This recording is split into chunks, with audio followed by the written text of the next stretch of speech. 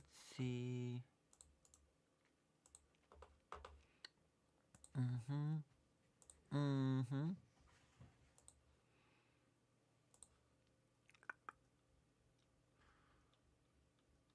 Hey.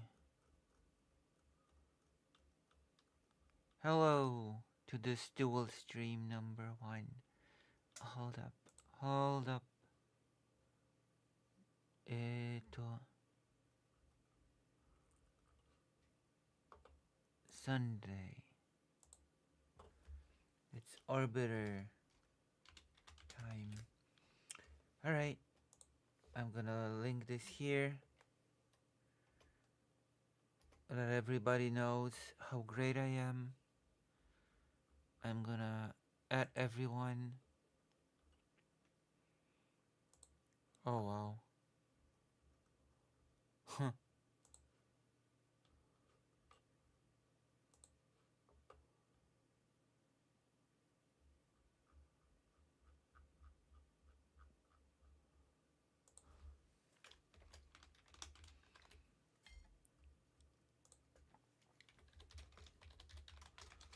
Hmm.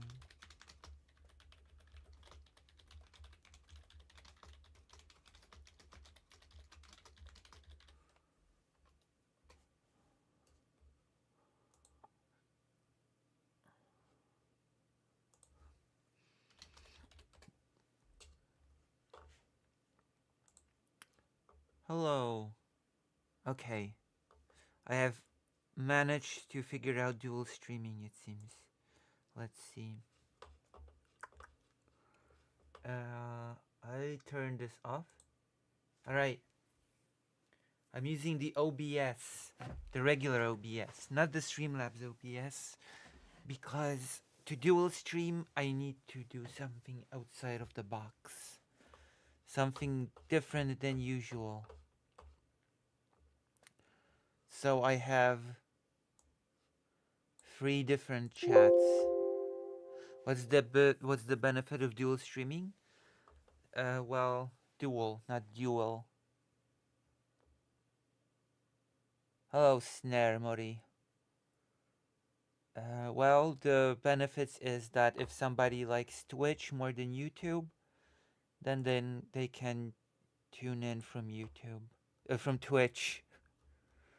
I gain viewers from Twitch, from streamers that are willing to raid me and etc. etc.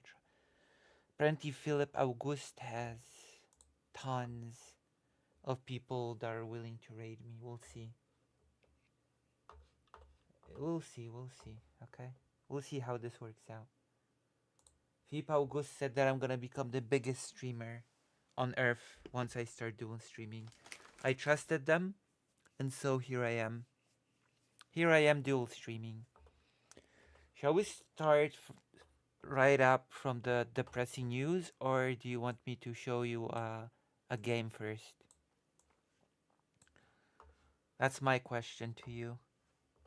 Want a game first, or what? Since we're doing this test of character, this test of will, if you will. Mm,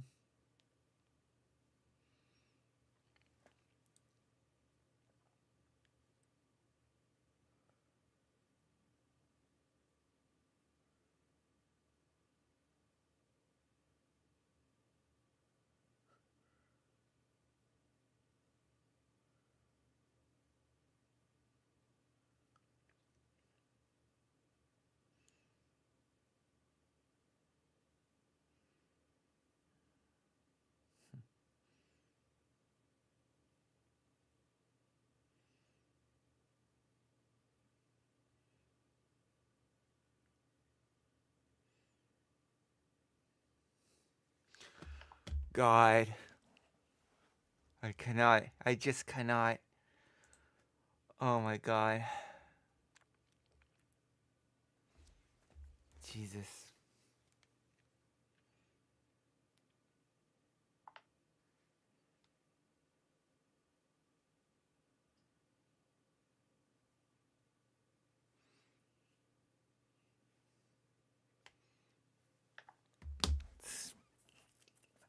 I don't even know what to say to some things that have developed in politics. Politics became such a joke.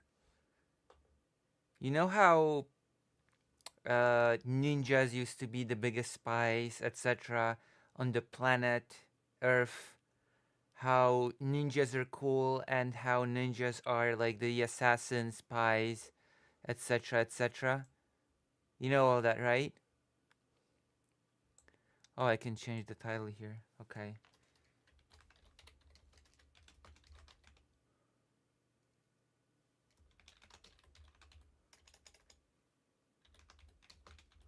We're gonna start with the meme news, okay?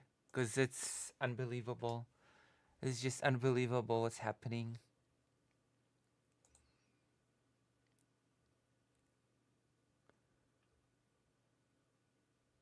Okay, that's cool.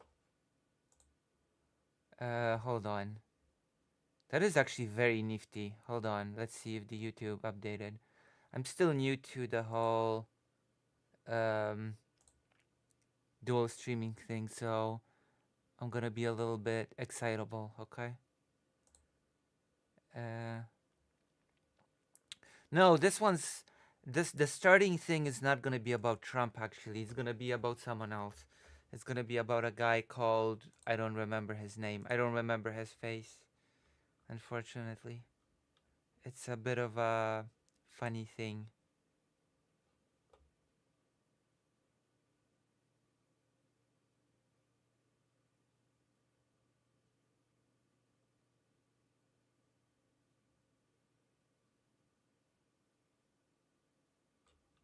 Oh my god.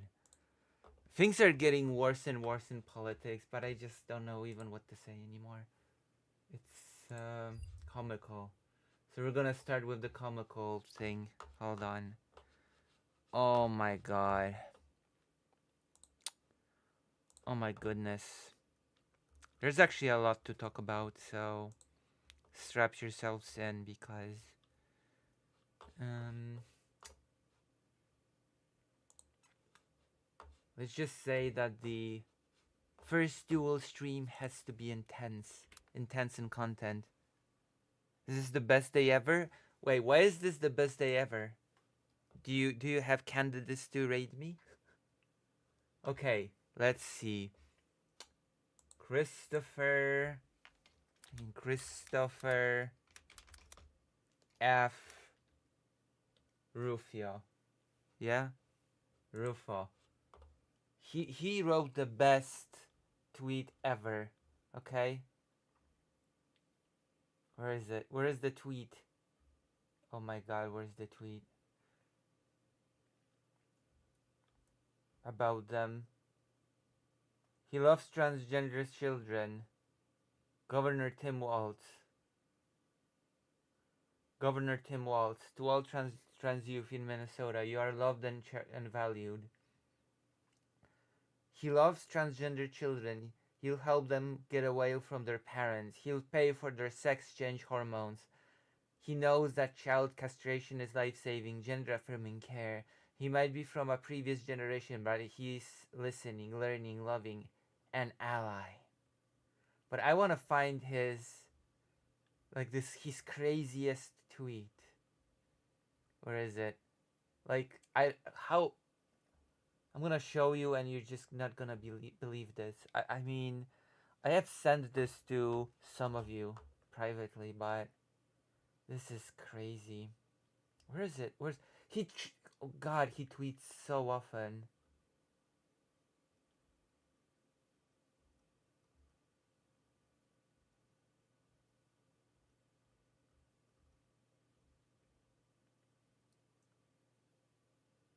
It's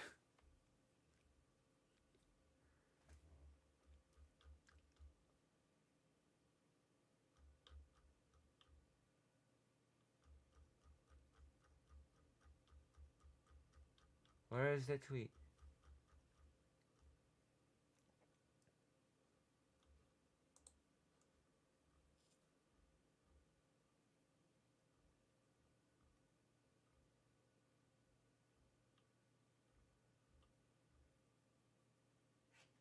Oh my God, he tweets so often. I cannot.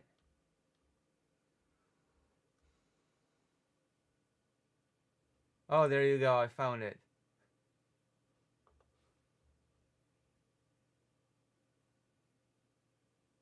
Envy. The hell is happening? Okay, this is this a troll? Is this a troll tweet? Okay, I'm gonna allow you to decide if this is a troll tweet or not. Okay, watch this. All right, I'm gonna try to set up a browser thing. Okay, I'm gonna try to window thing. What is the? Oh my god, not this. I'm never gonna do display capture. If I ever do display capture, there's a huge risk that I'm gonna show you some weird horse um, short stack thing. So you don't want that, right? You don't want that from me,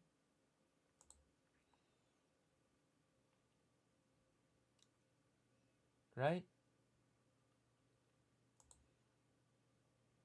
This is what you actually want.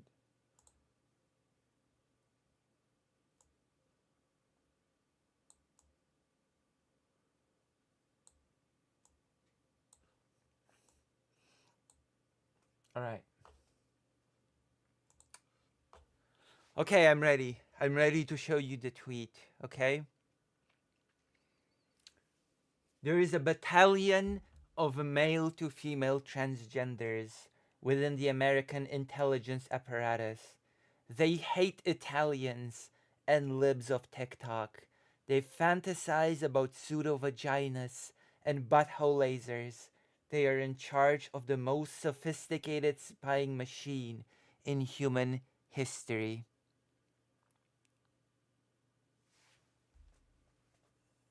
I mean, this guy is just, this is a conservative guy, okay? And even if it's a troll, they still hate, okay? They still hate trans people at the end of the day.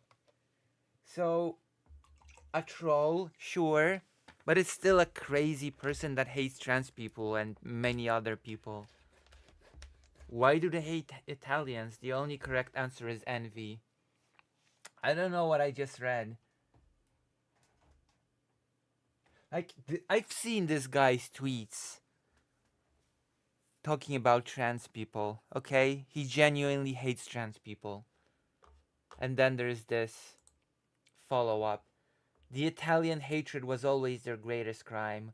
We will get our retribution. We will avenge our Slanderland Paisiani. This is now a vendetta. Libs of TikTok. I am so honored.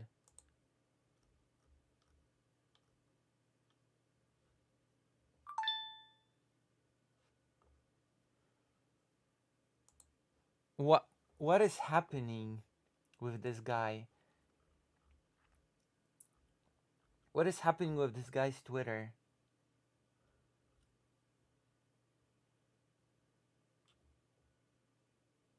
Patriots in control, Italians at the helm.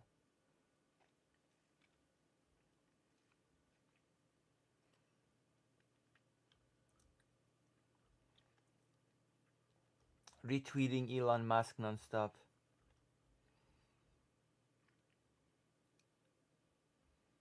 I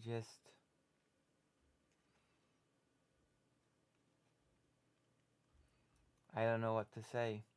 Wow. A battalion of male to female transgenders. Hello, fake Alec Hal Parker.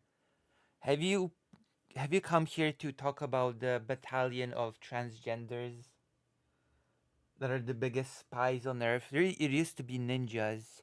Ninjas used to be the biggest spies, but now it's the transgenders. The biggest apparatus in the history.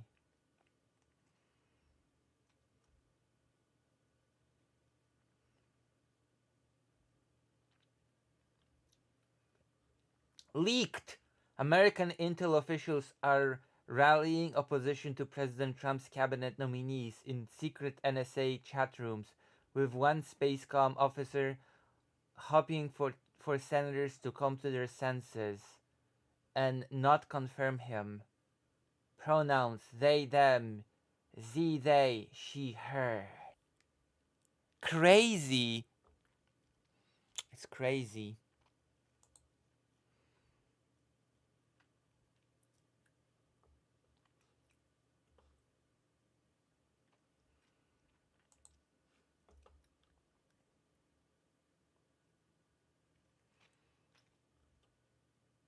Wow. Elon Musk. Wow.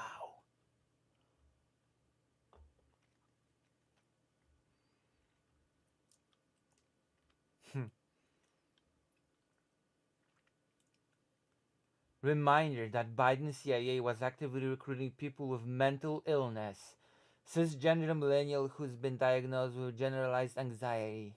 Viral CIA recruitment video features cisgender millennial who says, I am unapologetically me. I don't know. This person just seems crazy to me. But we're gonna go to news soon. I don't know what to say. The news are very sad and not good. Average blue checkmark behavior. True. I have free chats now. I have free chats open. Twitch, YouTube, and the page. Just saying. It's a lot of responsibility. So, how is everybody? How is everybody doing? We're gonna be talking about minerals. Oh, thank you for the $15. BDS is BDE. Congrats on dual streaming. I'd better live up to my raid promises or Evil Lucy might come after me. True. Hello, Coconut Island citizen. Hello, citizen of the Coconut Island. I'm here to talk about free chats to ignore now. Oh yeah, because I famously ignored the chat, okay? Thanks. Thanks, Dr. Johns. Yeah, I infamously just ignored the chat all the time or scream at it. Marie, there are minerals, not rocks. True. We require more minerals. Maybe I should play StarCraft. Maybe that's what I should do. Since, yeah, I should play StarCraft, unironically, on stream. Should this be the start of the stream? Me playing StarCraft or something? StarCraft 1, of course. Not the crappy StarCraft 2. Kidding, kidding. There are people that like StarCraft 2 for some reason. People like Stephen Bonelli II.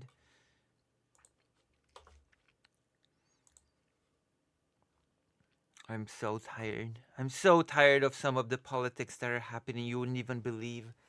Like the fact that apparently JD Vance said that the war in Ukraine is a ethnic squabble or whatever between Russians and Ukrainians. If I got my way, we'd play the forest every stream until we beat it. True. I mean, we could play some forest. I don't see why. I don't see why not. We could play some forest. Hello. Play StarCraft and extort nudes from your orbiters to share with barely legal OnlyFans girls. You're right, Dr. Johns. I'm gonna play StarCraft and extort nudes from you and share them with my girls. I'm waiting for your nudes, Dr. Johns. My DMs are open for you always. Hold on.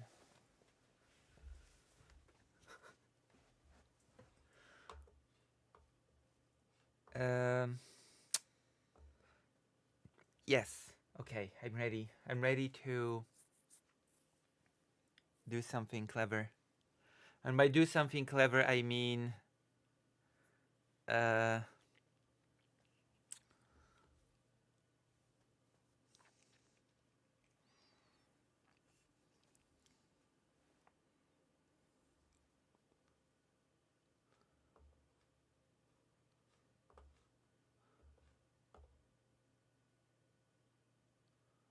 What happened?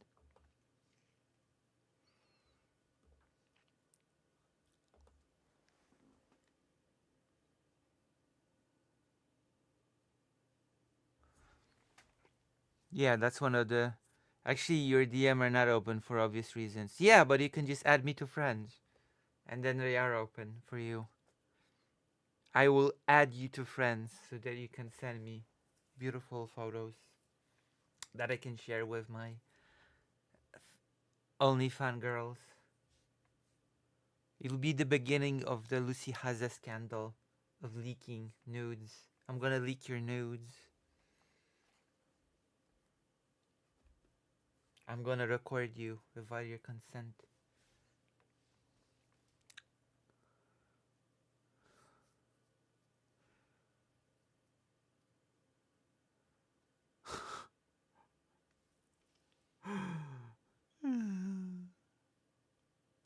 Alrighty, we have a lot of viewers tonight, so we're gonna talk about minerals. Without further ado, what are the topics that I have for today? I've got a few topics. I've got quite a few topics actually.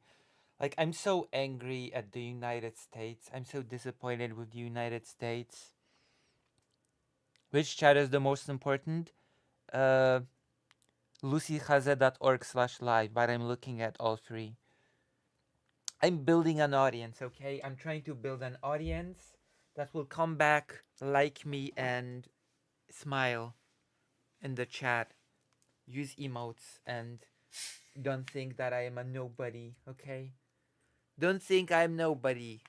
Come and watch my stream. Hello, One Great Earth. Finally, viewers. I have been waiting 10 years for this, for viewers to come to my streams. And finally, it seems like my dreams are coming true.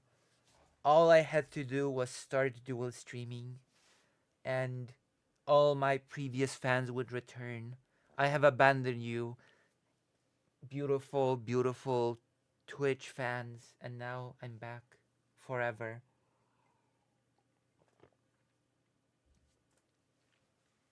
So I'm gonna be reading all three chats aloud because I need to build, and then I'm gonna become more.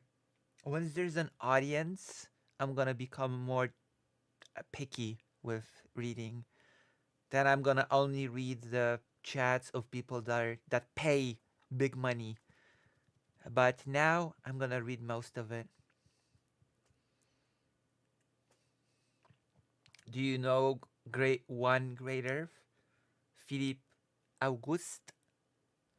I'm gonna skip some streams. What do you think of Germany election results? Uh, God, maybe I should talk about it today as well. I think that it's not good. Even if AFD has not won the biggest um, amount of votes, 20% is still too much. There's still a possibility of some weird coalition happening. And the fact that Alternative for Deutschland has become a mainstream party in Germany is already damage enough.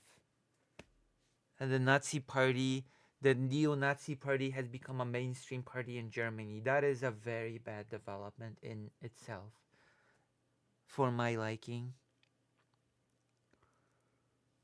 Okay? That's not great. I would say that it's horrible, actually. And now we have the United States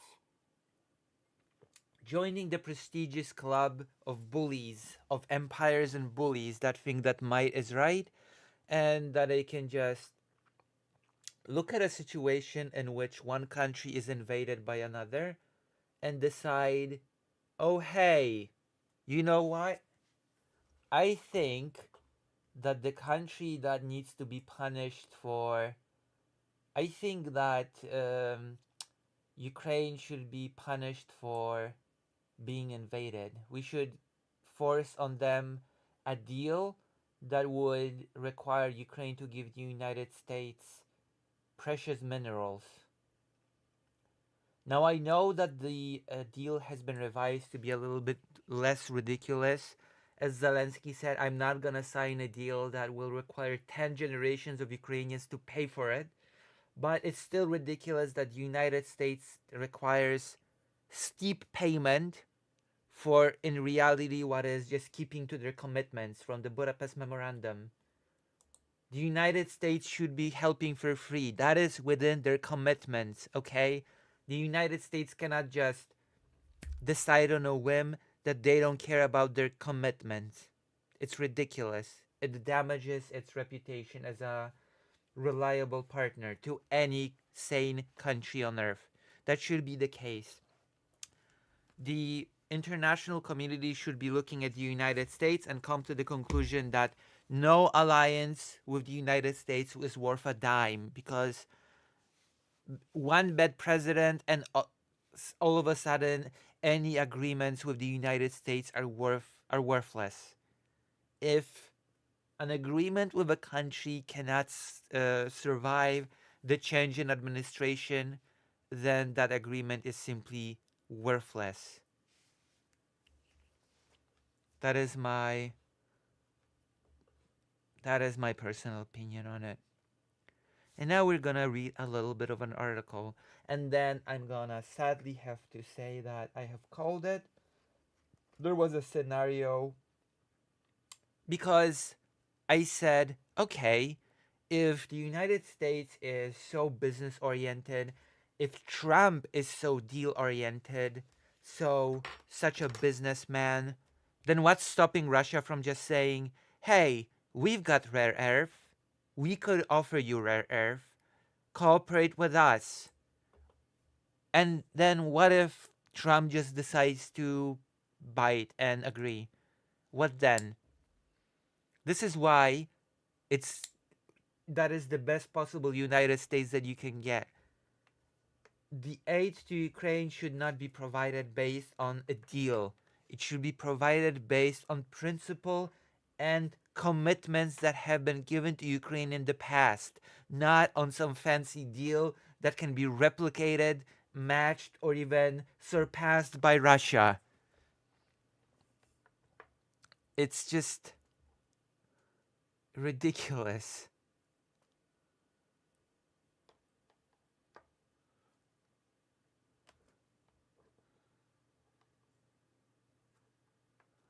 I just don't know what to say.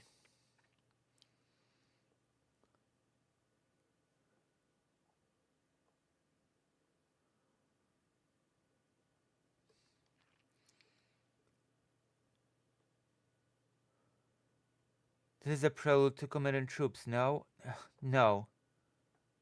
Like the U.S. will never commit troops. Out of the deal, they get everything. We get nothing.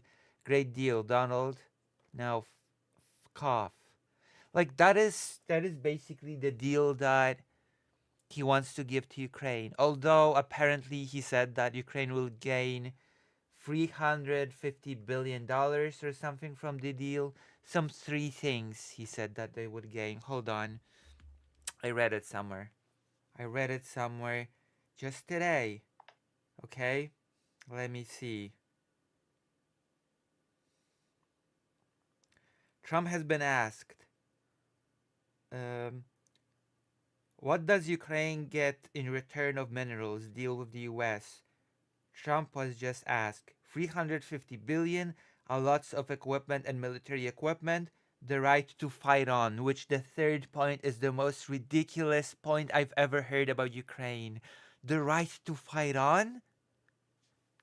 The US doesn't get to give Ukraine the right to fight on. Ukraine has more than earned its right to fight on by, fighting on. What does that even mean? And again, what does Ukraine get in return of minerals? Now now the question is, what does Russia gain in return of minerals? This is ridiculous. This is the worst possible timeline that we could have stumbled on. And the worst part is, we did not just stumble into this timeline. People voted for it. Because as it turns out, people can be really, really stupid.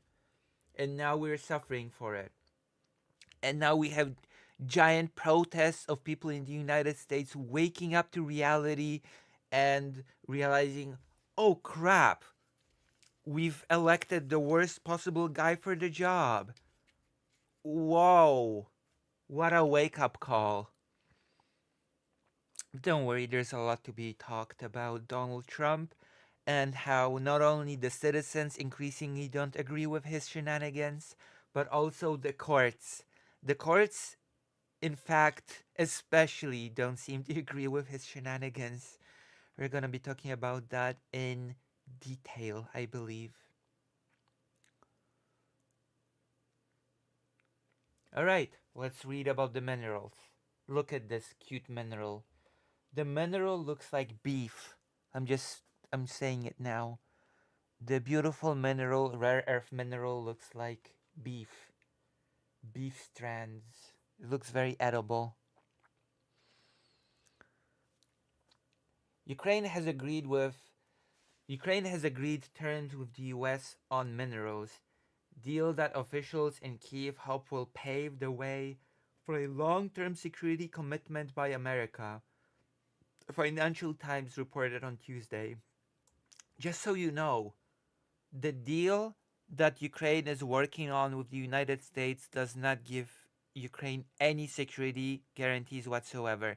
The only thing that is changing in this deal is that it's less ridiculous than it was before, apparently. Apparently, the United States have decided to drop the demand of Ukraine paying $500 billion. By the way, $330 billion, give or take, is the estimated cost of rebuilding Ukraine after the war. Just so you know, the United States has demanded from Ukraine at the start more or less the amount that it'll take to rebuild the entirety of Ukraine after the war. According to the British newspaper, Ukrainian officials say Kyiv is ready to sign the deal on jointly developing the country's mineral resources, including oil and gas, after the US dropped demands for a right to 500 billion in potential revenue from exploiting the resources. But there's more to this. There's more to this.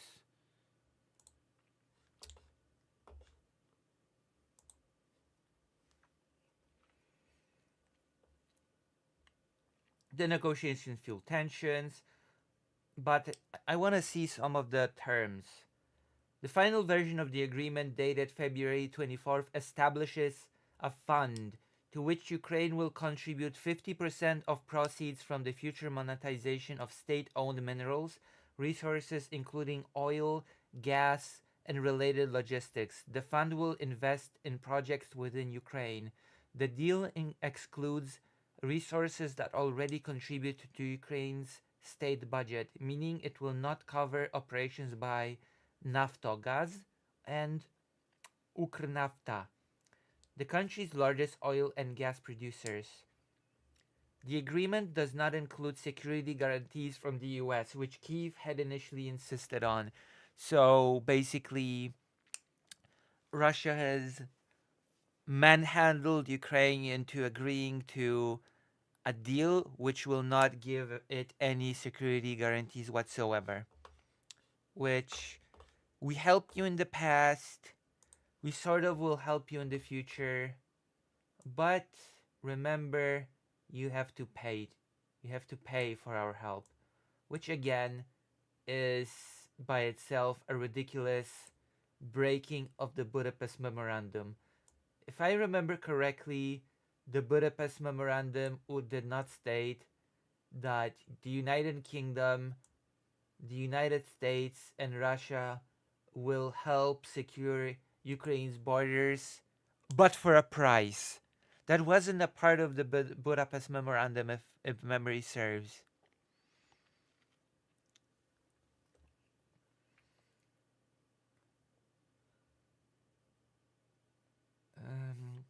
The latest draft of the agreement drops earlier US demands for 500 billion. It was a major sticking point. Under the revised terms, the fund will receive 50% of revenue related to infrastructure, including ports. Joint ownership will be determined based on actual financial contributions. And while management will be shared, the US will have decision-making authority under its own laws. The questions of the US stake in the fund and the terms of joint ownership will be addressed in follow-up agreements, according to the Financial Times. Zelensky had previously rejected the US proposal, citing the lack of security guarantees and objecting to the 1-to-2 repayment structure, which would have required Ukraine to return $2 for every one received in aid. So Ukraine would have to repay twice as much as it receives in aid. Also, okay, we're gonna talk about today's stream has a lot of topics to talk about. Actually, we have a lot to talk about. It's ridiculous. It's ridiculous just how much news there is to talk about.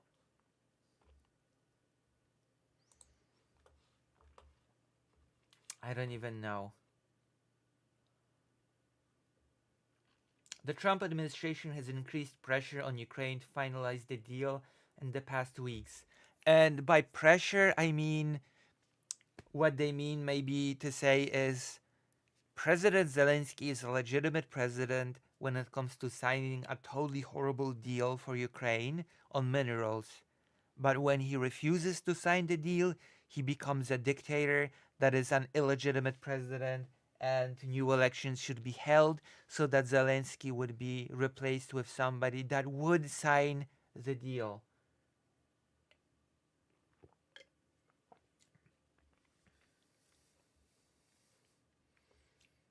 So, yeah. That is number one thing of this. Although, hold on, there's actually more. There's actually more about this that I wanna talk about. There is this person whose Twitter I wanna put in so that I can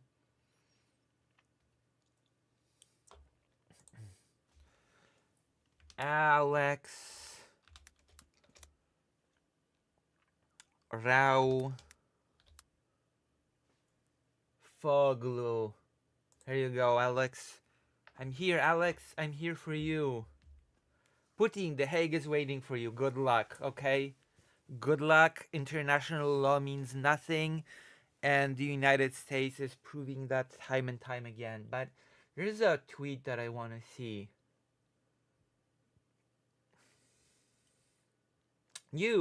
What does Ukraine get in return of mineral deal with the US? And I want to actually watch the video in which he is asked.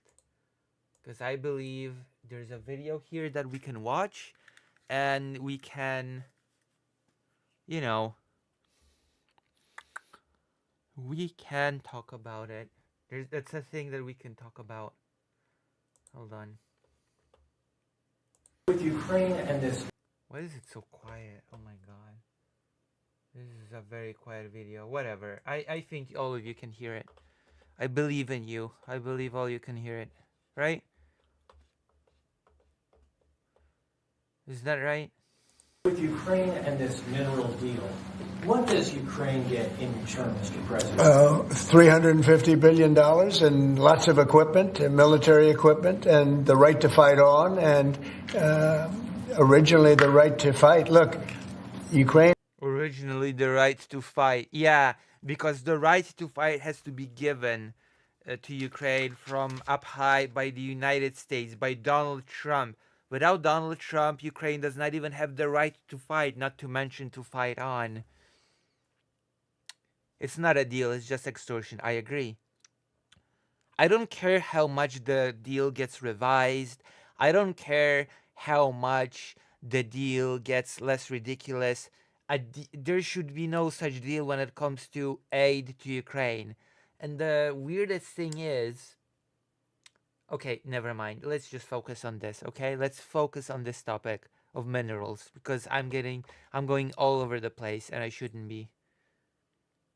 I should not be going all over the place. Should focus. Yeah, the right to defend your country. Apparently, it's not something that um, Ukraine has, not without Trump's approval. That is, not without Trump's approval. And I will say they're very brave and they're good soldiers, but without the United States and its money and its military equipment, this war would have been over in a very short period of time. Well, no, that's not exactly true because Ukraine has held its own without American aid for 8 months. I would remind you that thanks to Donald Trump, the aid has been frozen for about 8 months, and still somehow Ukraine has held its own. Okay, so it would not have been just over in a very short amount of time, and Europe still exists even if Donald Trump does not want to acknowledge it. But we're talking about a deal between Ukraine and the United States. And my big question was, and I even posed it here, what if Russia puts forward a counter proposal? What happens then? Kremlin says Russia has lots of rare earth metals that the US needs and is open to cooperation.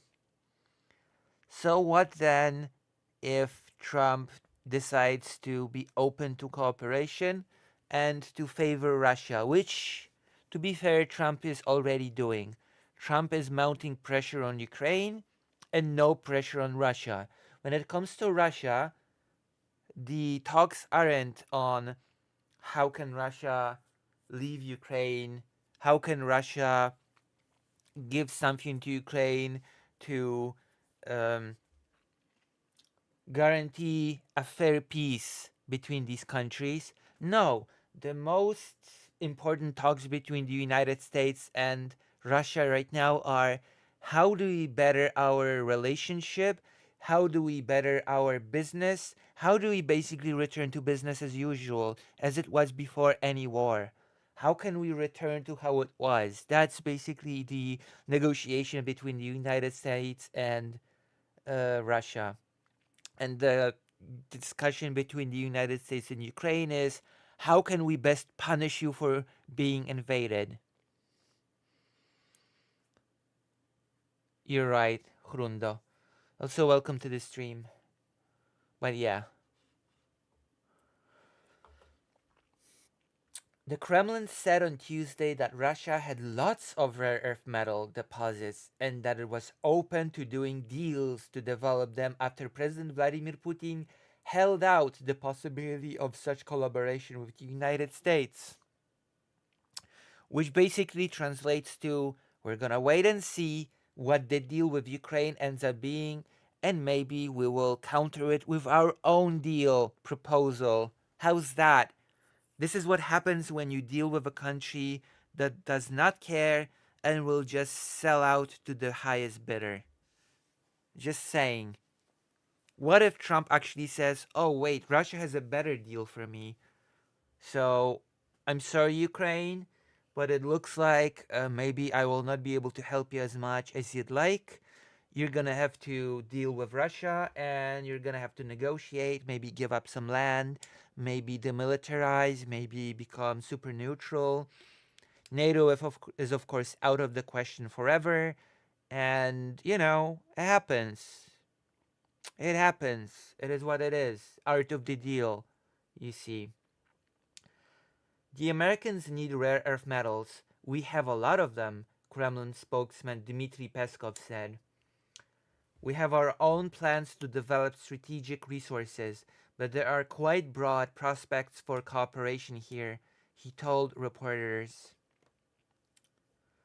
Putin told State TV on Monday that Russia was open to joint projects with American partners, including government and the private sector, under a future Russia-US economic deal.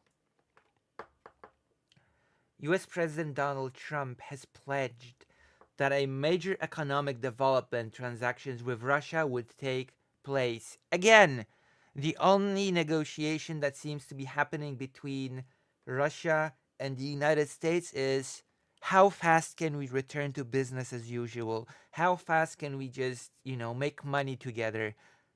The main topic of the negotiation is not how can we reach a just peace between Ukraine and Russia? How can Ukraine get justice? How can Ukraine be in a strong position to negotiate as much as it can?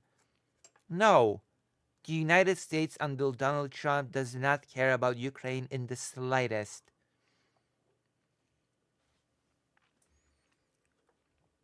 In the slightest.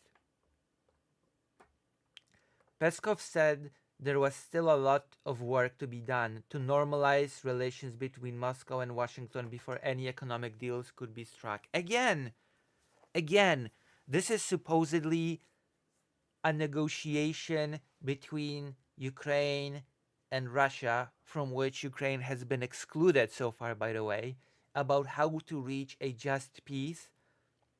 The slogan has been so far just peace, but now it's just a discussion as to how to normalize relations between Moscow and Washington.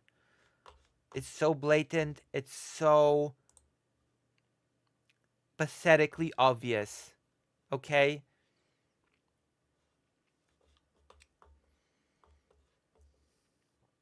It's ridiculous.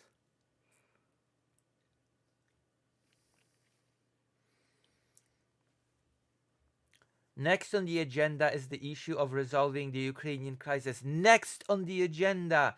It's not the main agenda of the US-Russia talks, and they talk about it in these terms openly.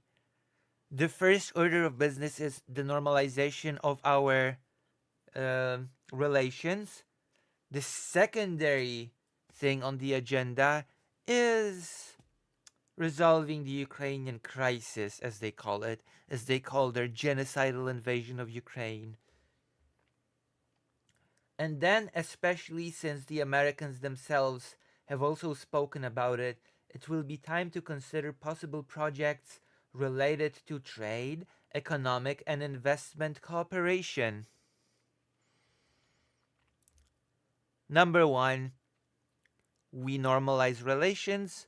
Number two, we screw over Ukraine. Number three, we go back to business as usual. We're gonna make a lot of money together over the corpse of Ukraine, maybe. We'll see. We'll see how much of Ukraine will be left after we are done. It's gonna be, we'll see. We'll see what happens. Sky's the limit after all. When there comes, let's say, a moment of political will, we will be open to this cooperation on rare earth petals, Peskov added. Rare earths are a group of 17 metals used to make magnets that turn power into motion for electric vehicles, cell phones, missile systems, and other electronics.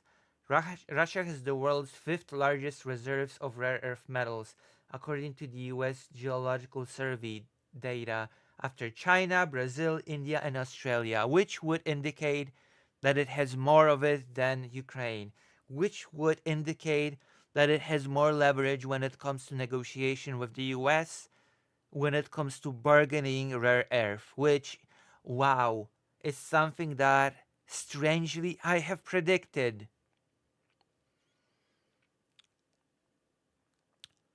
It's not negotiation, it's partitioning, just like the partitioning of the Polish-Lithuanian Commonwealth. Yes, I would agree.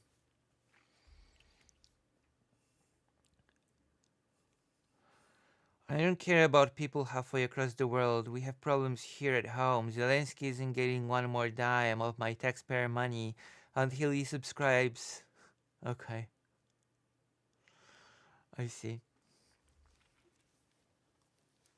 But yes. The US and Ukraine are negotiating a separate deal involving rare earth metals. Trump said this week that the deal was pretty close to conclusion. Putin on Monday said those negotiations were not a concern for Russia. Well, of course they're not a concern for Russia.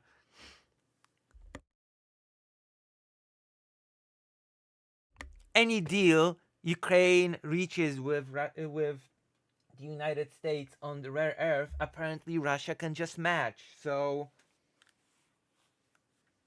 and say, you know what? Don't aid Ukraine too much because,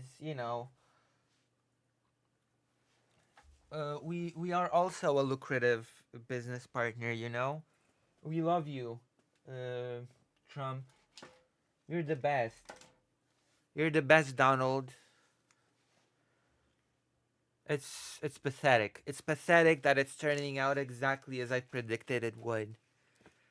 I didn't want to be correct on this, and yet I was. Once again, Lucy Haze was correct. It is such a sad, sad development.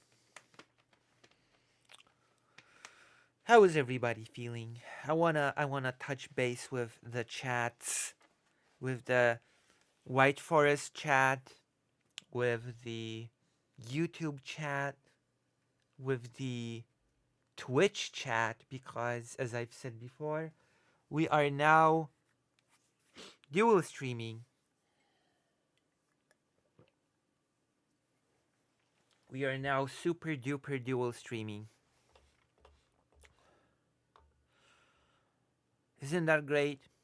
I've been waiting to dual stream. I should give credit to the person that instructed me how to properly dual stream. Should give credit where credit's due. The gate is open for my perpetual growth as a streamer. Philippe Auguste will throw so many viewers my way that I won't know what to do with them. My head will spin like a coconut. Like a coconut from a coconut island. I'm going to show you something funny, okay? I'm going to show you something new, humorous.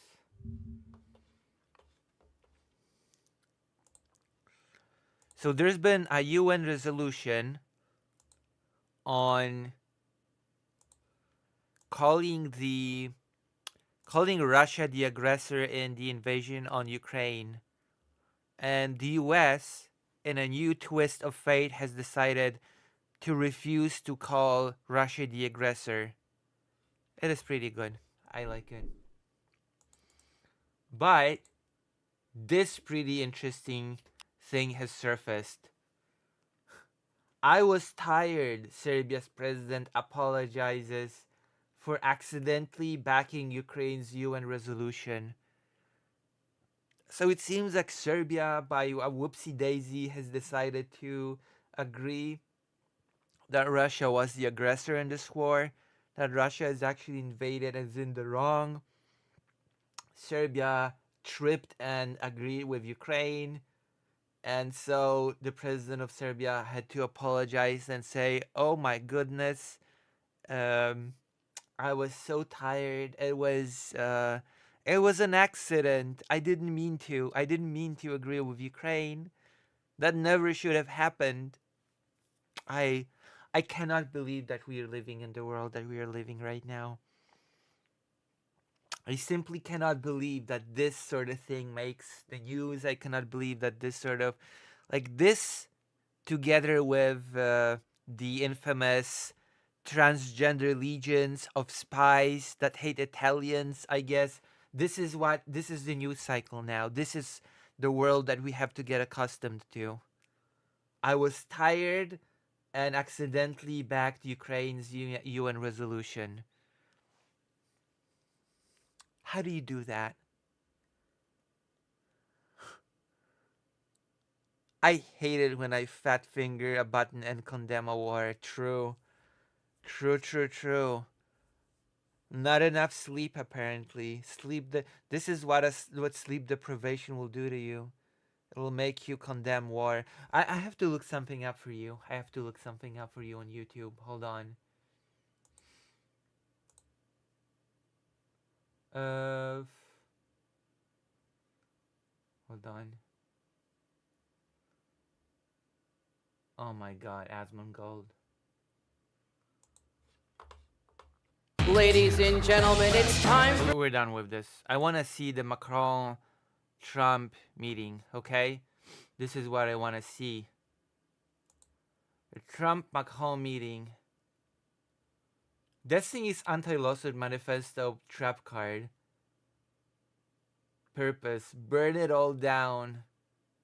Oh my God. Well, oh my God. Okay. Because there's a really funny thing, okay? Live. Macron held a press conference in the White House. I want to see the meeting with... Macron interrupts Trump, clarifies how Europe gave money to Ukraine. This is the part that I want to see. I don't have to see the entirety of it. I just want to see the part where Trump lies about Europe's contribution to Ukraine and Macron gently corrects him. And Trump has to sit there and take it like an idiot that he is. Ready? Ready for this? This is actually pretty good. I like it a lot. I like what happened here. We're gonna watch this from zero. Mr. President, do you think that Ukraine should give up a part of its territory? Well, we're going to see. It's a negotiation that's just starting, and they've been fighting, and there's been a lot of land that's been taken. So we'll have to see how that works out. That's part of the negotiation. Translation: probably we will throw Ukraine under the bus, at least the United States, and we will allow Russia to have Ukrainian territory. That is what he is factually saying. Oh, you see, this is so complicated. A lot of territory has been taken, and I don't know, it's a negotiation, it just started. No, the translation to all this babble is, we're probably going to give Russia territory as United States. I will say there was great unity in that room today. We were via Skype or whatever, but it was Via Skype or whatever. great, tremendous unity today in that room with the other countries. I was very impressed by it. Territory is back. Can they take it back? What they lost in the past years? That's not an easy thing to do, is it? Right? It's not an easy. He's asking whether or not you can take back the land that they lost. It's not an easy thing to do when the United States is so openly pro-Russia, is it? Not an easy thing to accomplish. And I say that, yeah, perhaps some of it, yeah, I hope so. But that's not an easy thing to do. But not everything. It's going to be something we're talking about. Will you convince Vladimir Putin to accept the European troops as peacekeeper? Will you think? Yeah, he will accept that. He will accept. I've asked him that question. You talked to him? I've asked him that question. Is France going to lift the block on the... Because he's He said he will accept a peacekeeping force. Even Russia has repeated time and time and time again that it will not respect any peacekeeping force in Ukraine. Time and time again, Russia said that any peacekeeping force in Ukraine will be considered valid military targets. So which is it? Wow, if Trump feels that Russia can be trusted, then he's an even bigger fool than I thought. Yeah, Russia is so trustworthy. Russia is such a trustworthy partner. look, if we do this deal, he's not looking for more war. He doesn't mind. But I've specifically asked him that question. He has no problem with it. Is France going to lift the block on the $300 billion in frozen Russian assets? Yeah, because Russia is so trustworthy on everything. Oh my God. Especially when Putin said that he will definitely not invade Ukraine. Do you remember that? You remember before the invasion when Putin kept saying, I'll definitely not invade. It's gonna be fine. I'm definitely not preparing to invade. There's no invasion incoming. Nothing's happening. It's all good. Everything's fine. There's no need to panic. Oh yeah, the invasion happened. Whoops. Whoopsie daisy. Belgium, France has opposed unfreezing it to pay Ukraine and compensate the U.S. for its support. Is France going to lift its opposition to that? This is, we speak about frozen assets. We already used them to back precisely the loans negotiated at the G7 And it's part of the sanctions, so it will depend on the follow-up of the discussions. But clearly, we respect international law. It's just frozen assets now. You can take the proceeds Trump doesn't care about international law. Just saying, Trump doesn't give a crap about international law. of the frozen assets, but you cannot take the assets themselves because it's not respecting international law, and we want to respect How international is law. one different than the other? You can take the proceeds from it, how can you not? Because take it's the very other? different. You keep the assets, you take the proceeds because they are paralyzed in a certain way. You take the proceeds during the wartime, but you keep the assets, and it's part of the negotiation at the end of the war. Because, I mean, this war costed all of us a lot of money. And this is the responsibility of Russia, because the aggressor is Russia. Should they be So compensated? at the end of the day, this frozen asset should be part of the negotiation, all in all. Will France support the U.S. being compensated? I support the idea to have Ukraine first being compensated because they are the one to have. Trump does not support that, by the way. Trump does not support the idea that Ukraine should be the first party to be compensated. Look at his facial expression as Macron is saying this. Just look at him. Lose a lot of their fellow citizens and being destroyed by these attacks. Second, all of those who paid for could be compensated, but not by Ukraine, by Russia. Trump doesn't care. Trump doesn't care about this part. Because they were the one to aggress. Again, just so you understand, Europe is loaning the money to Ukraine. They get their money back. No, This is a lie, and he will be interrupted right now. Let's hear it again. Trump just said Europe is loaning the money to Ukraine. They're getting their money back. We are giving the money, so we have to get our money back somehow as well. in fact, they were the one to aggress. Again, listen to what he's saying and then listen to the brilliant interruption. I've heard this interruption before.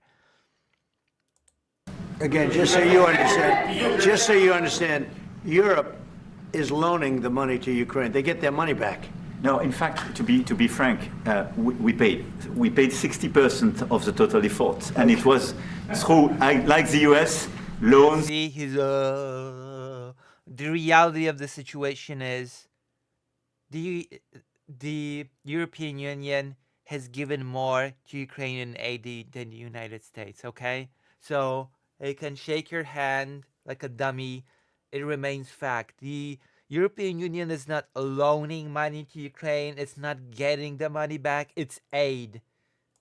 60% of the total. No, in fact, to be frank, we paid 60% of the total effort, and it was through, like the US, loans, guarantee, grants, and we provided real money. To be clear, we have 230 billion. Did he just say okay? Okay. Did he say what was Billion that? funds, and we provided real money. To be clear, we have 230 billion.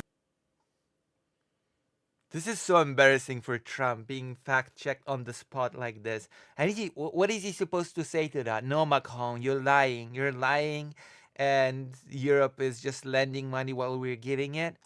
Frozen assets in Europe, Russian assets, but this is not as a collateral of a loan because this is not our belonging. So they are frozen. If at the end of the day in the negotiation we will have with Russia, they're ready to give it to us, super. It will be loan at the end of the day and Russia will have paid for that. If you This is my believe wish. that, it's okay with me. Mr. President. They get their money back, we don't, and now we do. But, you know, that's We will only find fair. paths to do so. There we go. Perpetuating the lie. Perpetuating the lie. If you believe what the European Union is saying, that's on you. But it's all lies. Back, we For don't. that. If you This is my believe wish. that, it's okay with me. Mr. President. But they get their money back, we don't, and now we do. But, you know, that's We will only find fair. paths to do so. If they get their money back, we don't, There should and be more pushback against Trump with this rhetoric, honestly speaking. now we do. But, you know, that's We will only find fair. paths to do so. So you think Russia should be the one that pays everybody back? Are they the aggressor? Well, we're negotiating everything, and everything's on the table, and we'll see if we can get some land. Yeah, that's the worst part. Everything's on the table, including just straight up throwing Ukraine under the bus. Everything's on the table. Everything. Okay? In negotiations like that, frankly, there should be things that are not on the table. abandoning Ukraine is not something that should be on the table. But you know what? Apparently everything's on the table. So who knows how Ukraine will end up at the end of this brilliant negotiation.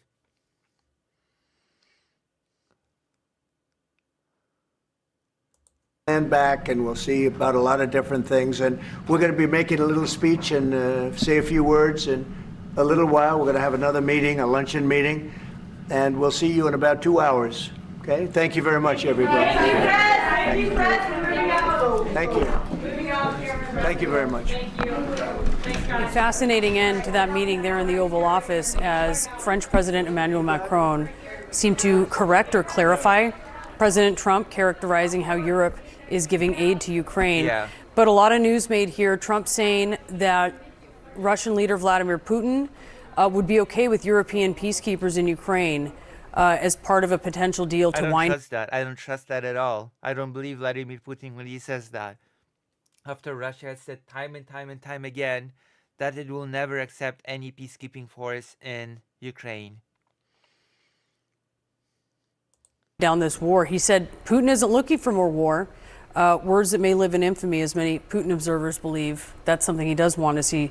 May want to expand the borders of Russia. He praised Macron. He said they've had very good talks with Russia. He did say they've had very good talks with others, but he didn't say Ukraine. He did, as Macron emphasized the bravery of Ukraine.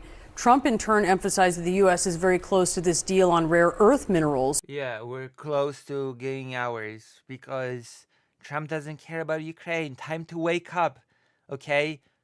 Trump cares about milking Ukraine for what it's worth and then working with Russia. That's it. With Ukraine to share profits from You its. already said once, maybe in the future, Ukraine will just be Russian.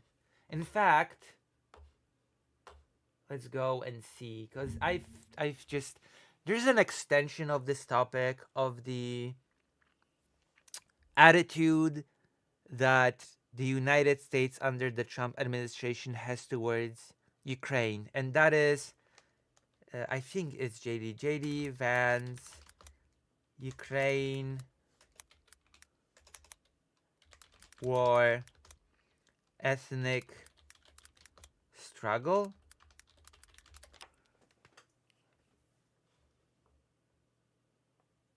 Like, ethnic. I think he said something like that.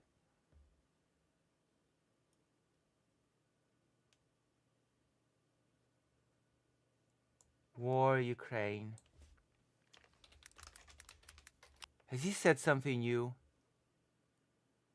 5 days ago?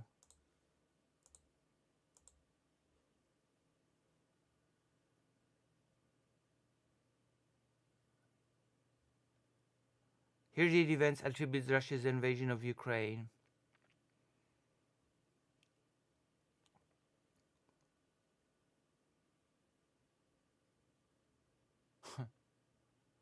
Five years the US-Euro split is widening. Cannot find it, but we have more topics, so don't worry. It's crazy. It's crazy how bad the attitude of the US towards Ukraine is. It's just crazy.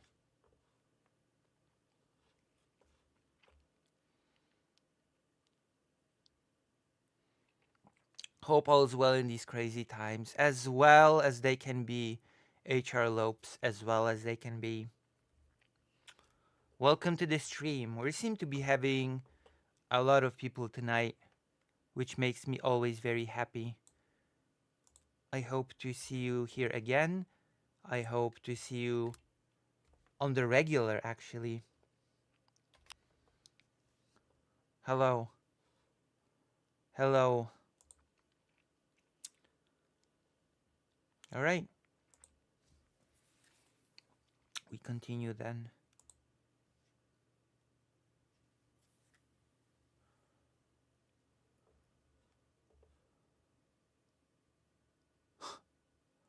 Ridiculous times.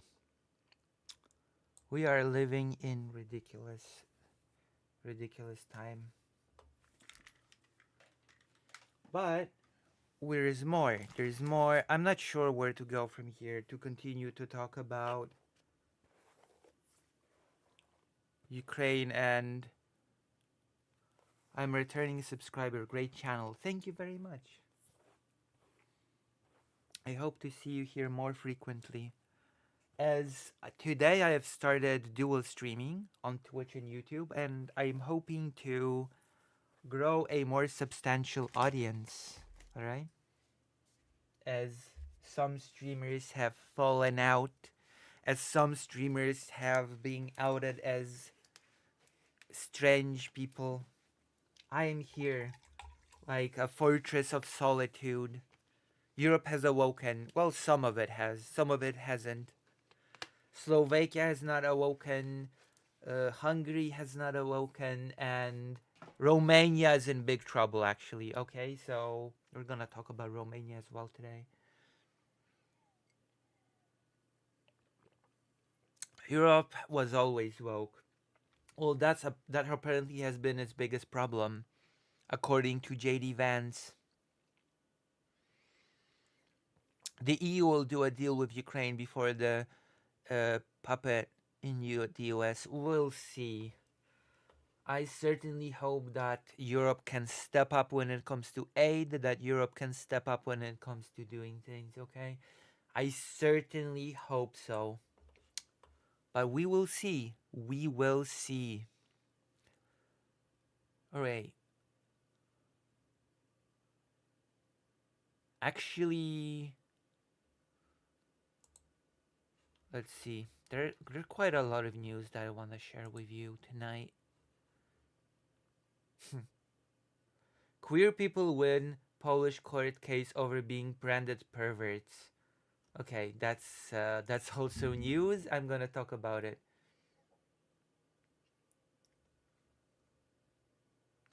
But first, let's talk about Romania. Romania is finding itself on the crossroads. Germany is certainly getting their act together, and France. Yeah, Germany seems to be getting their act together, but I'm worried about the AfD still. I'm still very worried about the AfD because so far, Germany, keep in mind, so far Germany has not really said anything substantial more than we need to be more independent from the United States. And a government that potentially has AfD in it is not a government that I'm comfortable trusting. Since once again, I would remind you that the AfD, Alternative for Deutschland, has said that Eastern Germany is Central Germany. So it does not accept the current borders with Poland, which means that if AfD had more control, potentially you would see preparation for a 3-day military special operation in Poland. Okay? So that's not a good thing. That is definitely not a good thing. But now Romania is at the crossroads. Romania is being heavily influenced by Russia because Russia has been influencing the countries in the region. Georgia, Romania, Germany has been split in two for a long time, actually. It's been a big problem. And the problem has been economic. It has been a problem since the very destruction of the German Wall.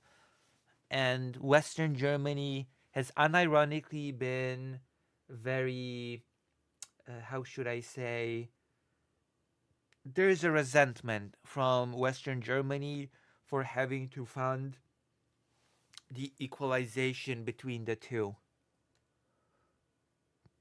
You know? As much as I'm glad that Romania told Trump to get out of here over the Tate brothers, Romania is still not out of trouble. Romania has had to cancel its first round of elections over Russian intervention, and now Romania's far-right parties file no confidence motion against pro-European Union government. I thought that since a pro-European Union government has formed, that Romania is more or less in safe territory. I thought, okay, Romania is okay, Romania is safe, Romania is not going to end up like Georgia, because Georgia is in a really bad place. We're gonna have to, sooner or later, maybe tomorrow, I'm gonna do a little bit of a check-in on Georgia. But in the meantime, let's see what's happening in Romania. Let's see what this no confidence motion against the pro-European government is about. Because, well, things are not great. If Romania becomes a pro-Russian country, then I hate to be the bearer of bad news. It would effectively mean that Poland would be the only Ukrainian neighbor that's pro-Ukraine. Slovakia is anti-Ukraine. Hungary is anti-Ukraine.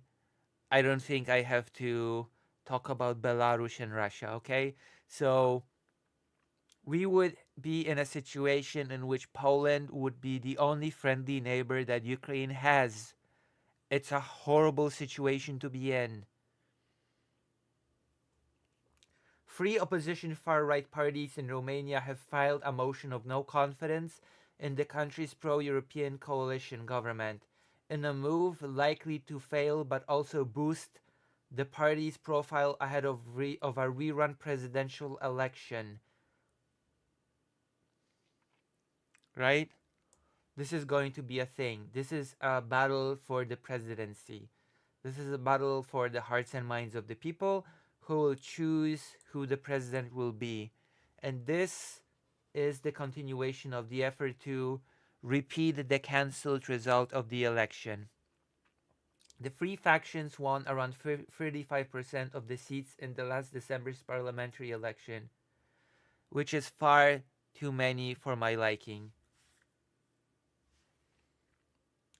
Capitalizing on popular anger with a centrist establishment mired in accusations of corruption. In Tuesday's no-confidence motion, Romania's second largest party, the Alliance for Uniting Romanians, along with SOS Romania and the Young People's Party, accused the 2-month-old government of corruption and of losing credibility. Yeah, 2 months after taking the helm, the government, oh yeah, you're too corrupt. We already know that you're too corrupt 2 months into your governance. Yeah. Which one? Political analysts expect the Social Democrat-led coalition to survive the no-confidence vote, but say it is another example of the far-right parties flexing their muscles as Romania girds for a rerun of a cancelled presidential election.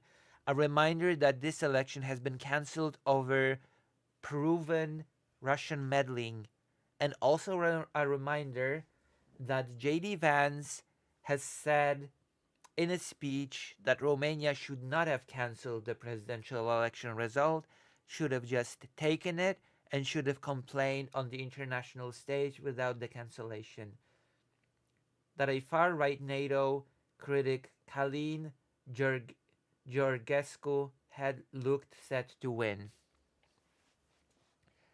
I'm kind of upset with Poland's president sucking up to Trump all the time. He was humiliated the other day, made to wait over an hour, and given only 10 minutes to speak to Trump. Duda came back, justifying Trump. Yeah, because Duda is at the end of the day a law and justice president. He's a far-right president.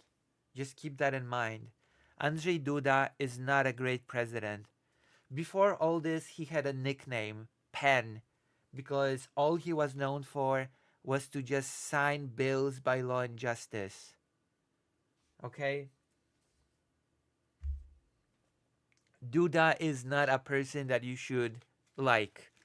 So it's actually it's a legitimate sentiment to be upset at Andrzej Duda for the idiocy that he has displayed in his talk with Trump and also in his talk with Zelensky.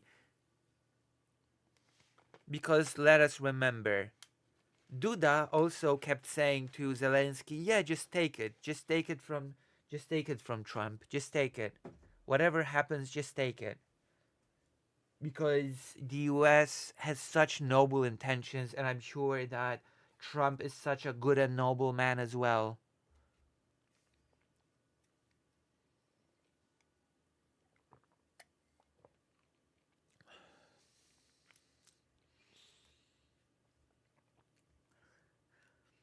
All right. The three parties moved to impeach President Klaus Iohannis, a centrist who remained in post in a caretaker capacity, after the cancellation of the presidential election prompted him to resign this month to avoid casting Romania into an extended foreign policy crisis and further boosting the far right. The Speaker of Parliament is now acting head of state until the planned rerun of the presidential election in May. Yes, the Law and Justice Party, or PiS, is far right. It still exists and is still far right. Not as far right as the Confederacy Party, but pretty far right nonetheless. Pretty far right nonetheless. Last year's presidential contest was cancelled after Georgescu's victory in the first round on November 24th prompted accusations of Russian interference, denied by Moscow. Oh wow, what a shock that Russia would deny directly interfering in the presidential election of Romania. What do people expect for Moscow to say? Oh yeah, we did it. We don't care. Screw you. Of course we did it, and we'll do it again. What is the expected response from Russia?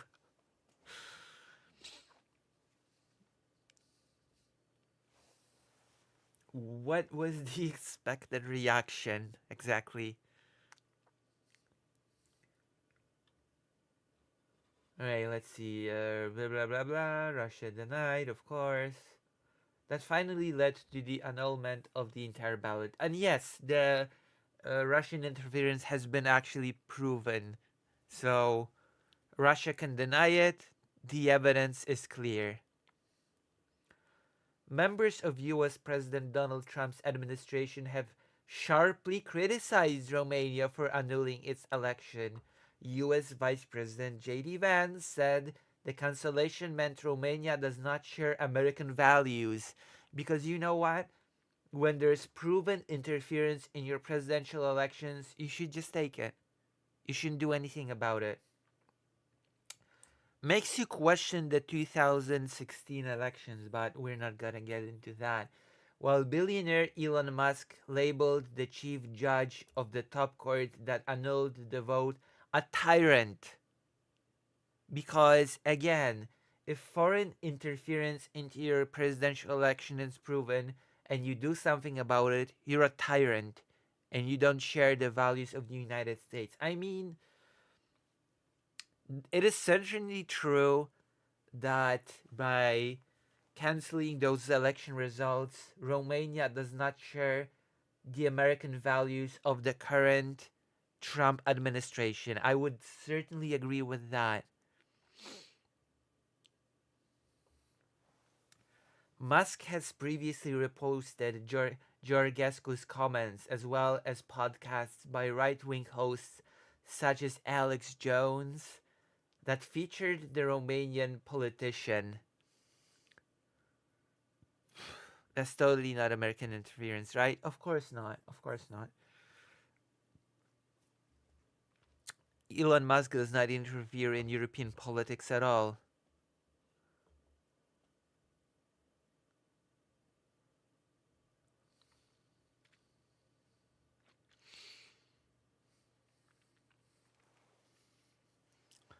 Georgescu, who has praised Romania's 1930s fascist leaders and expressed admiration for both the US and Russian presidents, remains voters' top choice for the presidency according to opinion polls. So Romania is not out of the woods, in other words. we might see a pro-Russian, anti-Ukrainian president in Romania. Just so you know, that is the world that we are inhabiting right now. That is unfortunately the reality that we have come to inhabit. As sad as it is.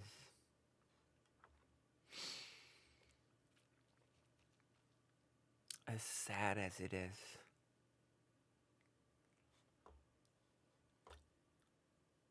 I want to show you something. As I'm close to the topic.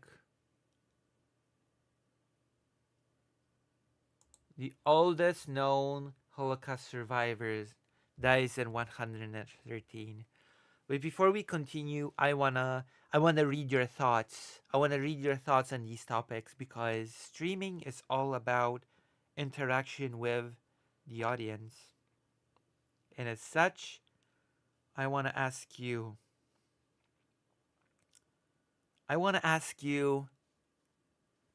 What is your opinion? I'm gonna read out the chats because I'm building a robust audience. Okay, so I'm gonna read your chats and I'm gonna talk about with the audience that is here, which is substantial.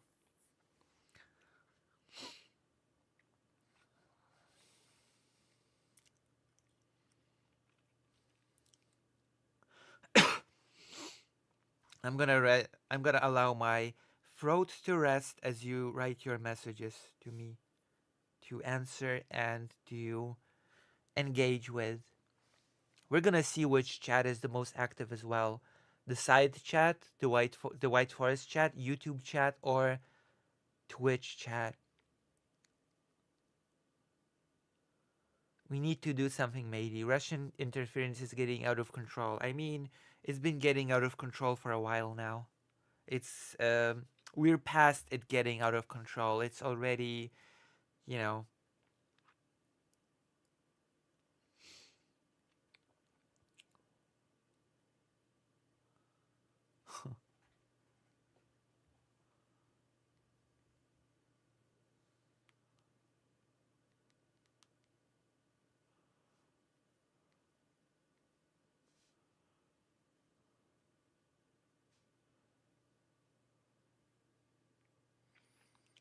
All right.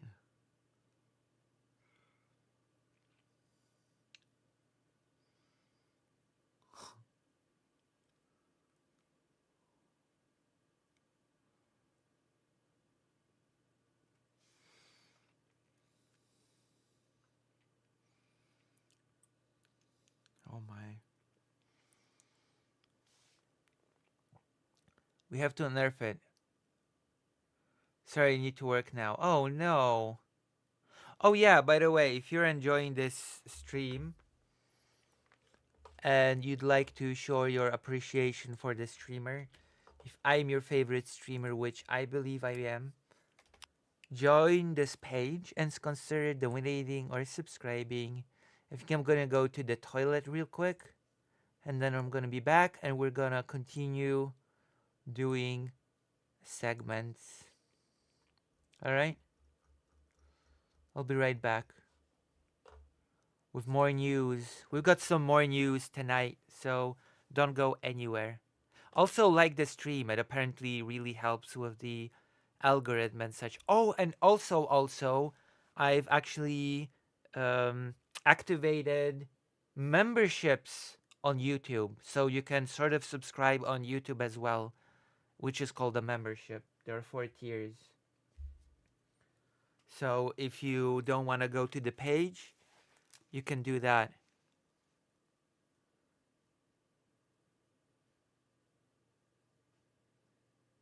Okay, how about if you want to use social media, you have to provide EU ID to verify you're not putting bot or Kremlin.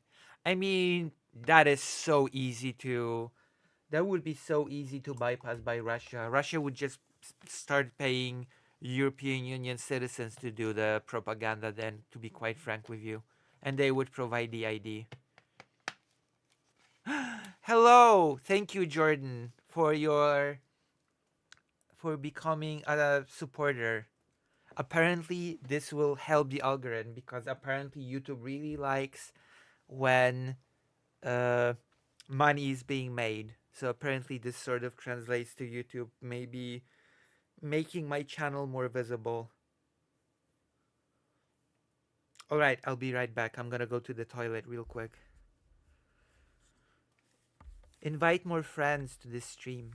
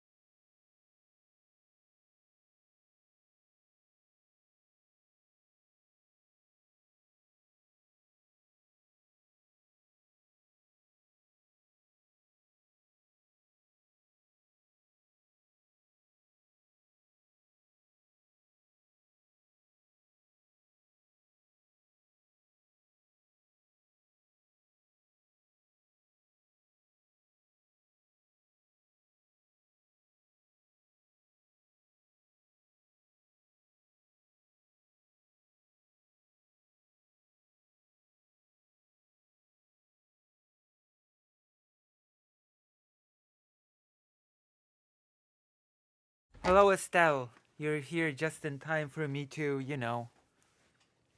Oof. All right. We're gonna be talking about oldest known Holocaust survivor passing away at the age of 113. Is this Hasanabi stream with chair? Well, hopefully, Hasanabi makes good numbers. So, if I copy his techniques, maybe I will also be able to get his amount of viewership. Okay. Also, for saying that, I hope your days will be miserable to the end of days, and that everything will suck. There you go. If I want to be a successful streamer, I have to copy their attitudes and techniques. So there you go. For your little snarky comment, I'm gonna tell you, I hope somebody jumps in with a steel chair and knocks you out.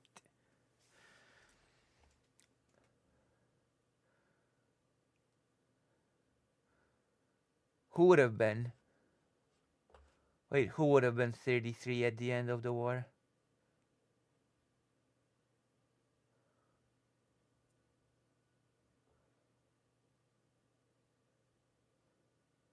Who? Sorry, who would have been 33? Who are we talking about?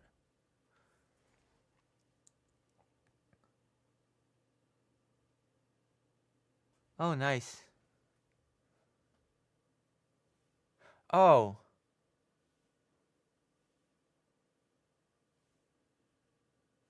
Yeah. Yeah. Something like that. Yeah. Yeah, I suppose so.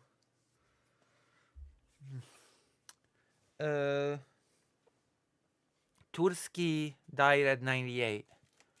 Yeah. Alright, let's continue this wonderful stream. Someone should gift a subscription to Coconut Island Citizen. The whiteness is glaring. But thank you very much for the support. Which I will remind you, if you don't want to go to the White Forest page, you can now sort of kind of subscribe on YouTube by doing like this thing. And apparently YouTube really likes when you do the thing because it treats it as money, and YouTube likes money. The more money it makes off of me, the more it will support my content. Or so I've heard from my volunteer editor. That YouTube apparently takes this really into consideration when promoting content. So thank you for the raid of 9 people. Oh my goodness, very nice TV. Thank you so much. We are building that Twitch audience. Very first night of dual streaming, and we already are seeing huge results. Thank you so much. They wanted their cut. Yeah. Can I link my buddy? Very nice. Yeah, of course. You can post all the. You can post it on Twitch. You can post it on the page, so that it's visible on screen on the screen, and try. Also, never mind. I'm actually going to copy and paste it and link it on YouTube. Because if you do it, the link will be gone. Yeah, thank you. I hope so. And if not big, I hope that it can get to a moderate size. If you're hearing a weird noise, that's my dog doing something strange. Okay, I've already linked it on YouTube, so you just link it. Okay, you can link it on the side page. Alright, let's continue. A woman believed to be the world's oldest Holocaust survivor has died in New York at the age of 113, her family said. Why am I talking about this even? why am I even talking about the passing away of an elderly person who has survived the Holocaust? Well, I guess there's one main reason why I'm doing this. And the reason is that there are less and less surviving members of like surviving people that have lived through the Holocaust, especially through the Auschwitz-Birkenau experience. And very recently, Marian Turski, a survivor of the Auschwitz death camp, has died at the age of 98. And there is a huge prediction that at the next round anniversary of Auschwitz, not many, if any, survivors of that ordeal might be present. And that brings me to the mantra of Marian Turski, don't be indifferent, do not be indifferent, and it's about remembrance. It feels to me like the more people that have lived through these events die, the more we forget about the horror of the event. And it is pretty relevant because I feel like we do not understand the nature of these events. I feel like we do not understand that these are not isolated things that happened out of thin air, that the Holocaust is not a special event that could never happen, that will never happen anywhere else. And Marian Turski really emphasized this by saying that it could happen anywhere, that the building blocks are slow, that it happens bit by bit by bit by bit, by preparing the society to be indifferent towards the suffering of a group, by building the foundation for a genocide. When he went to march together with Martin Luther King, Marian Turski has been asked, how is it that such a thing was possible? How is it that such a thing was done by Nazi Germany and that it happened there? And Marian Turski responded with, it could happen here. It could very well happen here. And I feel like when people that live through these events and can explain them to us die, we forget and we become more indifferent to events that are happening right now. We're getting primed to just ignore horrible genocide that is happening right in front of our eyes. And that is what I am afraid of. You know what I mean? And that is why I wanted to talk about this person passing away.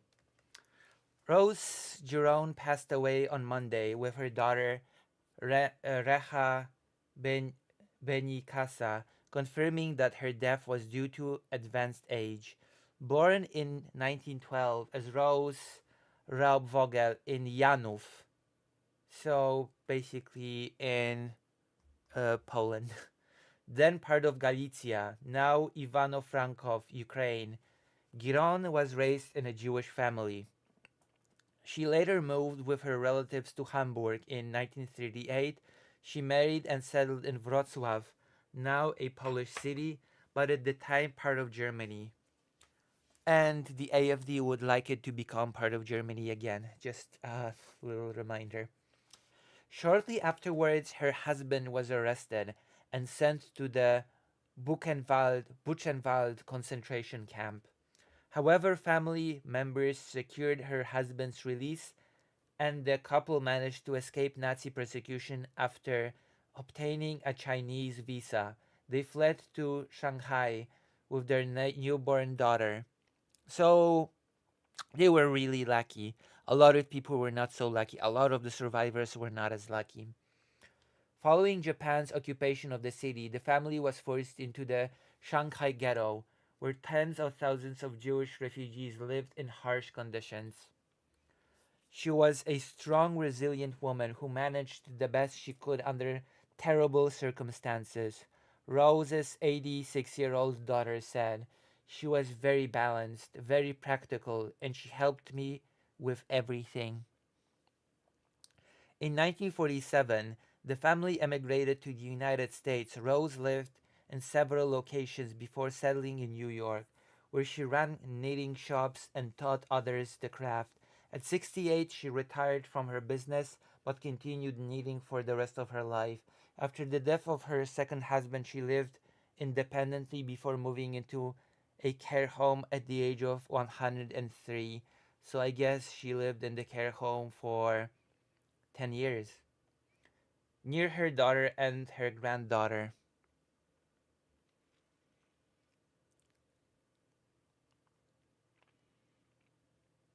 Yeah.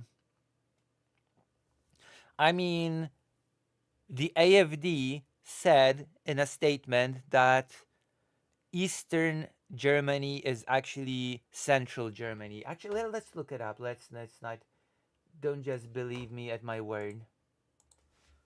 AFD, East Germany, Central Germany.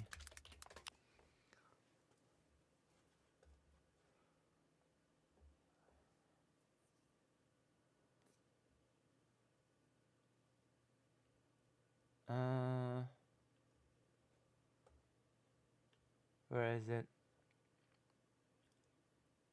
Maybe let's do it differently. AFD, Poland, borders.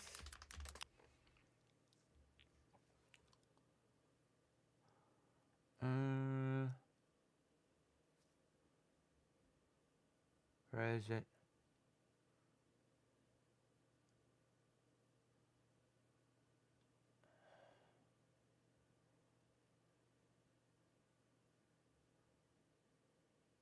Oh, I cannot find it. It's annoying.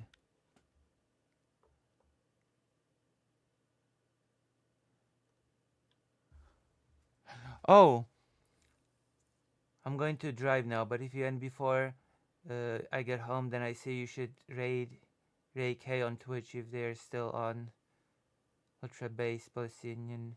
I will try because I still cannot log into my Twitch, so I'm not sure if I'll be able to raid.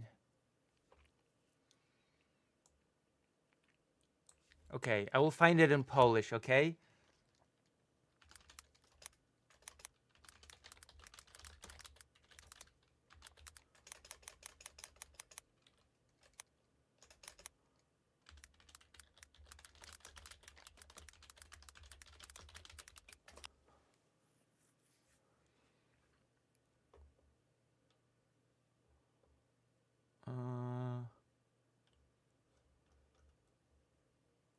Oh wait.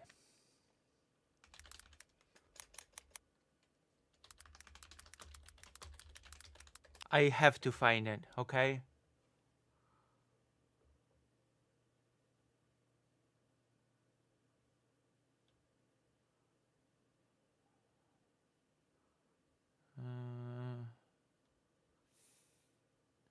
Maybe I'll check something else.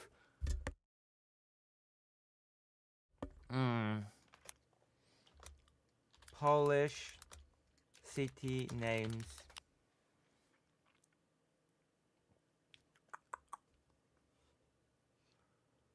Oh, where is it? Unfortunately, I cannot find it.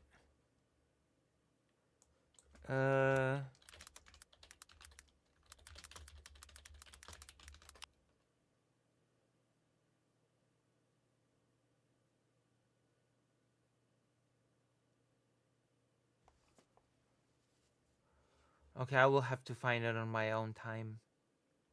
I was not expected to. It got so buried. I will have to find those news of the AFD talking about Poland and how Eastern Germany is Central Germany, and how one of the top people in AFD does not recognize the Polish names in the former. God, should I look more? I'm not even sure what slogans to use. Hmm.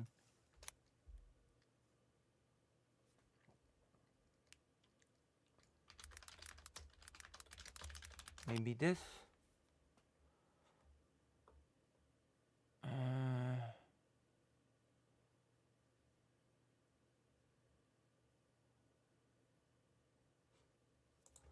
Poland. Yeah, there are more Nazis, yes.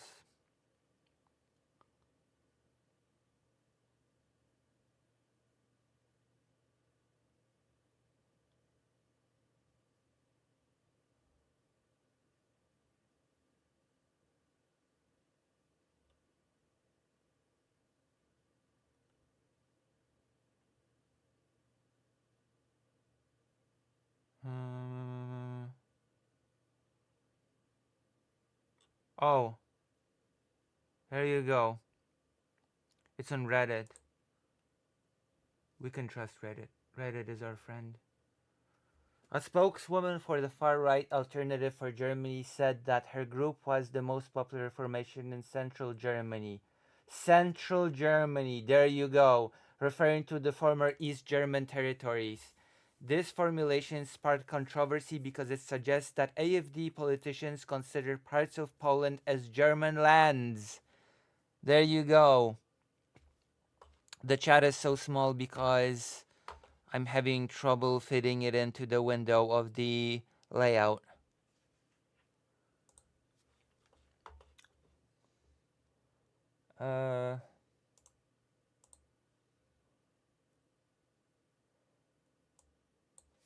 Hold on.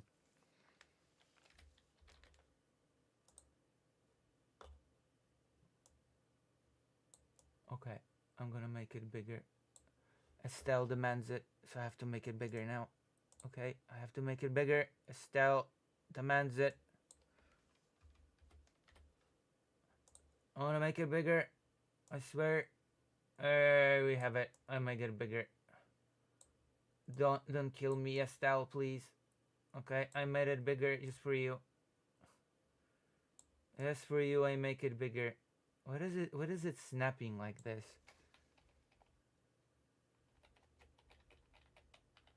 Okay. Oh yeah, totally. She means central as in around the capital. Totally. She means that.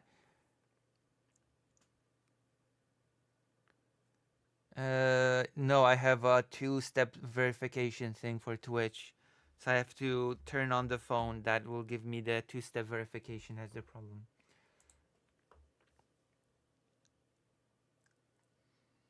So yeah, there you go. I found it. I found it. Eastern Germany is Central Germany. Okay. The most popular formation in Central Germany. Here we have it. Thank you very much. How's everybody feeling? Am I still the misinformation channel? Our Central as in the East Germany is very important. True. Yeah, it is. That's why the AfD would like to get it back. Because East Germany is so important. If AfD could, then the AfD would do a special military operation.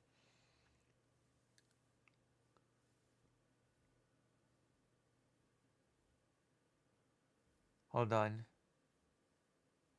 I cannot set it to that because I would have to log in first. Wait, hold on. I'm gonna charge my phone. I'm being forced. I'm being bullied by Philippe Auguste. I'm gonna be right back. I have to set this phone to charge. Hold on. I'll be right back, and then we continue with the news. Consider donating while I'm away. Do you think the EU will form its own military? There seems to be an increasing support for that. The majority of Polish people certainly support a formation of the European army. But in general, there's also a big opposition to that proposition because individual nation states in Europe very much like their sovereignty or whatever, and they say that a European army would infringe on that sovereignty.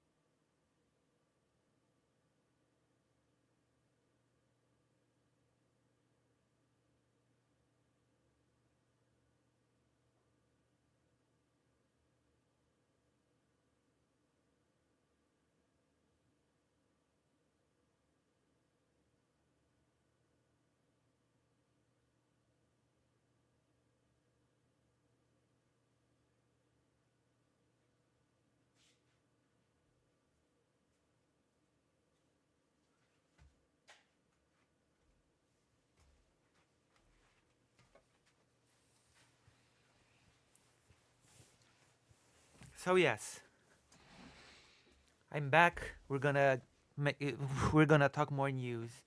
The Twitch chat is very quiet, which is very sad, but you know what? It's okay.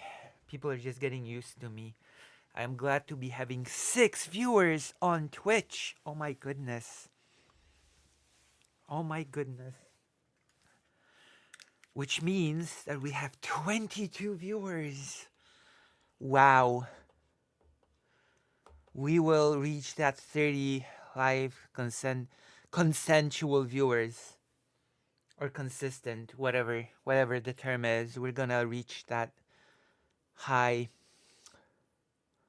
I watched some videos on Germanification of Silesia in 1900s. Sinchain was interesting. I know. Germanification is a topic that not many people talk about.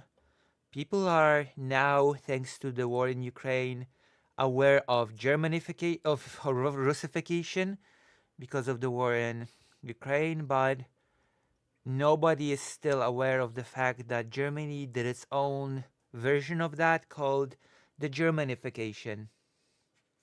Consecutive. Oh my goodness. To have 22 consecutive viewers, that's the dream. It's more now, actually. It's 24 viewers live. I cannot believe my luck. 24 viewers. To be so blessed.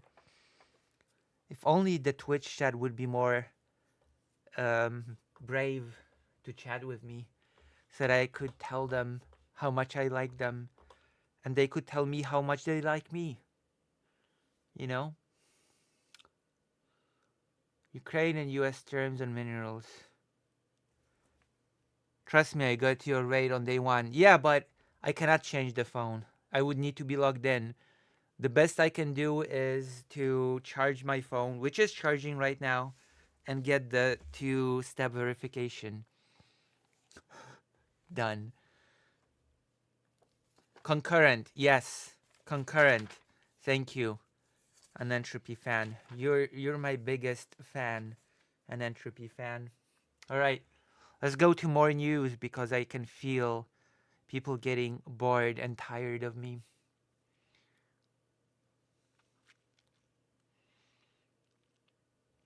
Oh yeah.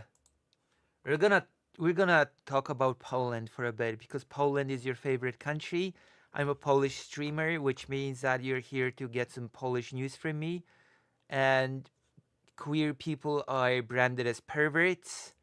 And it seems like Poland is gaining one victory for once. The LGBT community is gaining a victory in Poland, which is a feat, considering that Poland, I would remind you, is the worst country for the LGBT in the entirety of Europe. I think the only countries that are worse are places like Russia, Belarus, maybe Turkey, I'm not so sure. But Ukraine is better on the LGBT than Poland. I think Georgia is better, even though Georgia has just introduced some draconian laws when it comes to the LGBT. Poland apparently is still a worse place to be for the LGBT. But now, apparently some queer people have won a Polish court case over being branded as perverts. Perverts. That AFD lady was LGBT. The PiS party implemented the anti-LGBT zones, remember? Yeah, I remember. Gather Hungary is worse since they still have the same far-right government. No, I've seen the recent, I've actually seen the recent sort of statistic. Poland is still worse than Hungary on the LGBT. Poland is still considered to be worse for the LGBT than Hungary. A group of 16 queer people have won a court case against a prominent right-wing anti-abortion campaigner who branded LGBT plus individuals as perverts. Oh wow, that is actually a pretty big win. For once, some good news. I'm here to bring you all the gays in my audience, which is basically 100% of you. The good news, the good word, because I know that all of my viewers are queers. Which reminds me that there's a pretty cool game that we should play together. I downloaded the demo. It's called Dynasty Warriors Origin. It's the gayest game in the universe. Or so the Steam woke detector told me. Okay? If you want me to play Dynasty Warriors Origin and if you want to if you want to experience the gayness, write in the chat that you want it. Okay? Write in the chat that you want it.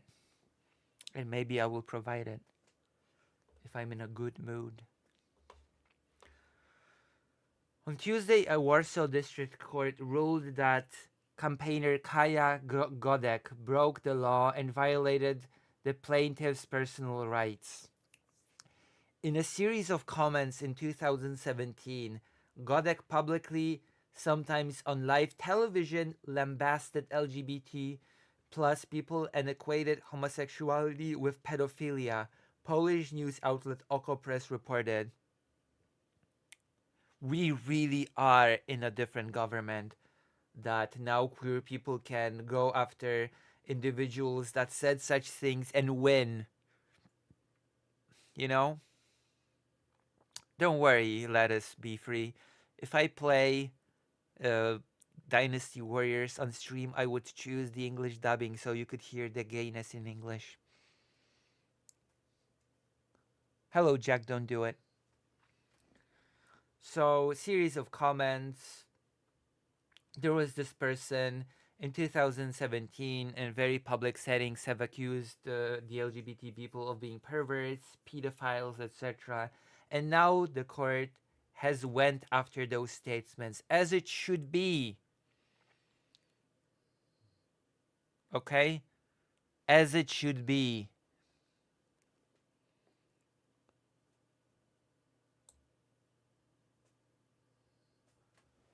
Oh, okay. I understand. Maybe soon the Twitch chat will become active. I am looking at it. I am reading it actively, just so you know. Since I'm still growing, I'm still in the phase when I look at all three chats at once. And I sort of read them all. Civilization 6 also. I'm of a World of Warcraft type of guy. Civilization 6 also. I have had recently a stream of Civilization 6. I played it with 2 Ukraine streamers. I played it with Mercado Media and Dylan Burns. So you can watch that stream. You can watch you can do a rewatch of me playing Civilizations with 6 with those 2 streamers. All right.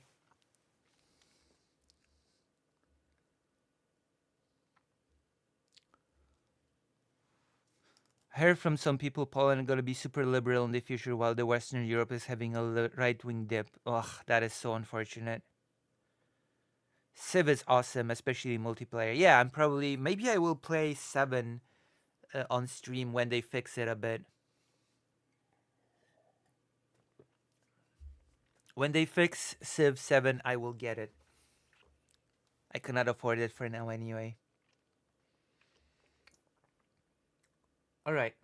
A group including lawyers, journalists, academics, artists, and activists from the LGBTQ plus community who say their rights were violated sued Godek under civil law. The court ordered Godek to refrain from using similar words in the future and to apologize. Oh, come on. Was that really the entire ruling of the court? Please apologize. Was that really the entire amount? Oh, come on. This has got to be a joke. I thought a fee would be some punishment. Come on. Okay, it's still Poland. We're still in Poland.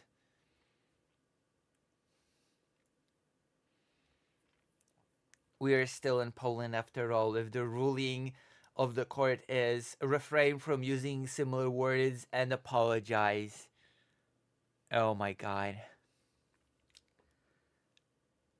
When I heard the verdict, I burst into tears. Alexandra Murzinska, one of the 16 plaintiffs and founder of the Children's Charity Fund for Variety, told Oko Press. We had been waiting for this day for so long that few of us believed in a positive ruling anymore, Murzinska added. Okay, think for a moment just how bad the situation for the LGBT is in Poland if a ruling of don't use such words in the future and apologize is enough to bring people to tears, okay? I'm sorry, I have a little bit of higher standards. I expected the person to be fined, punished, or anything, really, okay? A sentence of, you will apologize and not use such words in the future does not mean anything to me. All right?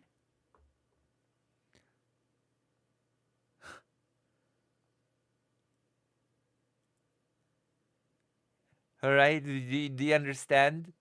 Do you understand my frustration with this whole thing? But I guess it's a good outcome. It's just that I would like more. Am I being ridiculous?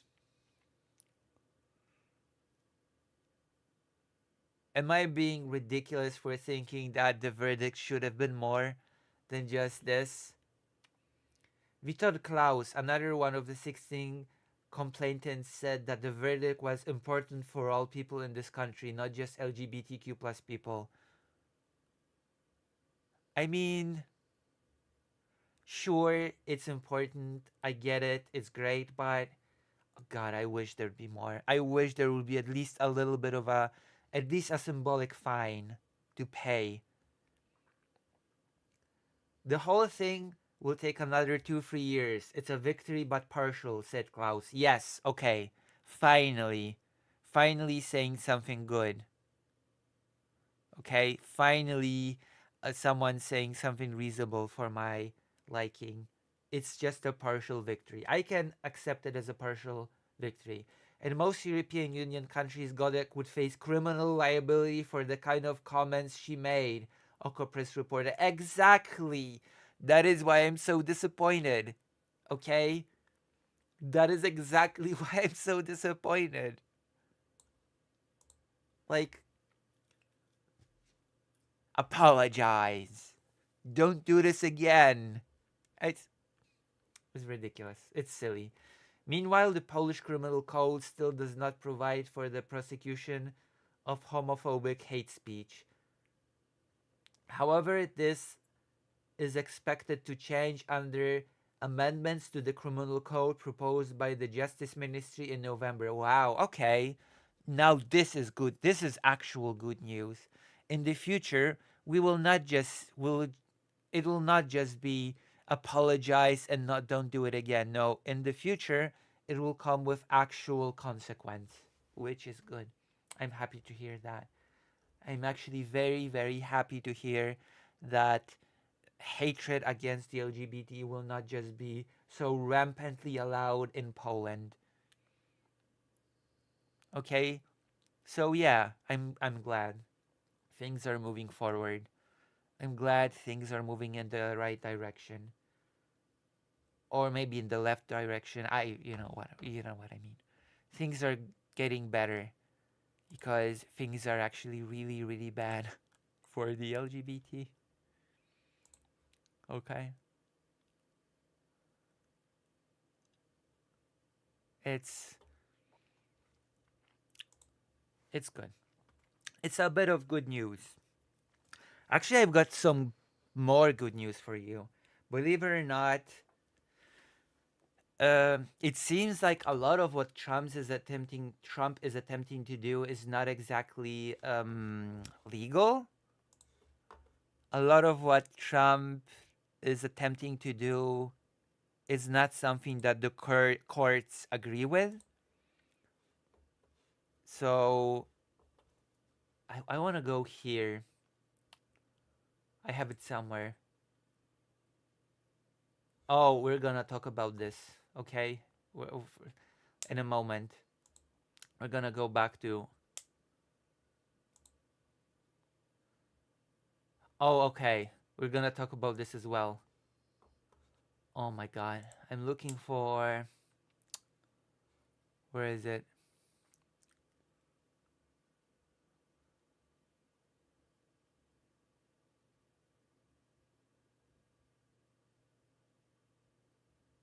I think it's CNN.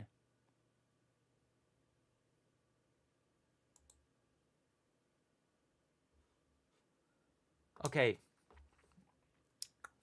Federal judge halts Trump's suspension of refugee admissions and funding. So Trump wants to screw with immigration, and Trump wants to screw with funding, with international aid via USAID, and I believe also with domestic funding. And it seems like the courts do not agree with this. It seems like it's not something that he can just do. A federal judge in Seattle on Tuesday halted President Donald Trump's order suspending refugee admissions and funding. The preliminary injunction was handed down by District Judge Jamal Whitehead at the end of a roughly hour-long hearing. Okay?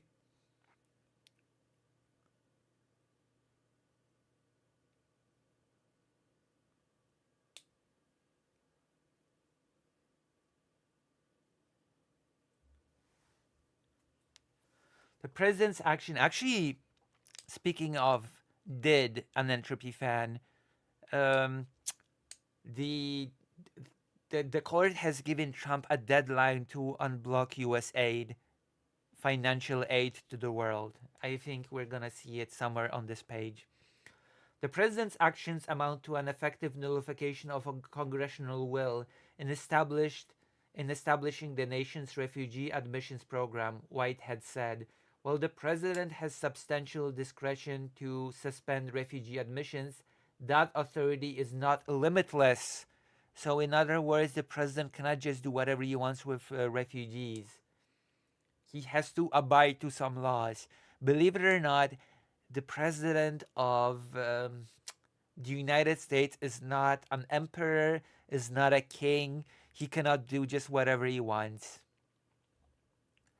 The case was brought by HIAS, Church World Service and Lutheran Community Services Northwest, along with several individual refugees affected by the order. The Justice Department defended the suspension, claiming it was necessary for the detrimental interests of the United States. There are over 600,000 people in refugee processes. It's expensive. The agency made a decision to reevaluate, said Department of Justice Attorney August Flantier. So yes, a federal judge in Seattle on Tuesday halted President Donald Trump's order. Okay. But then actions were irrational, imprudent. Federal judge indefinitely blocks Trump administration's funding freeze. This is also very important, okay? Because this is about the US aid, I believe.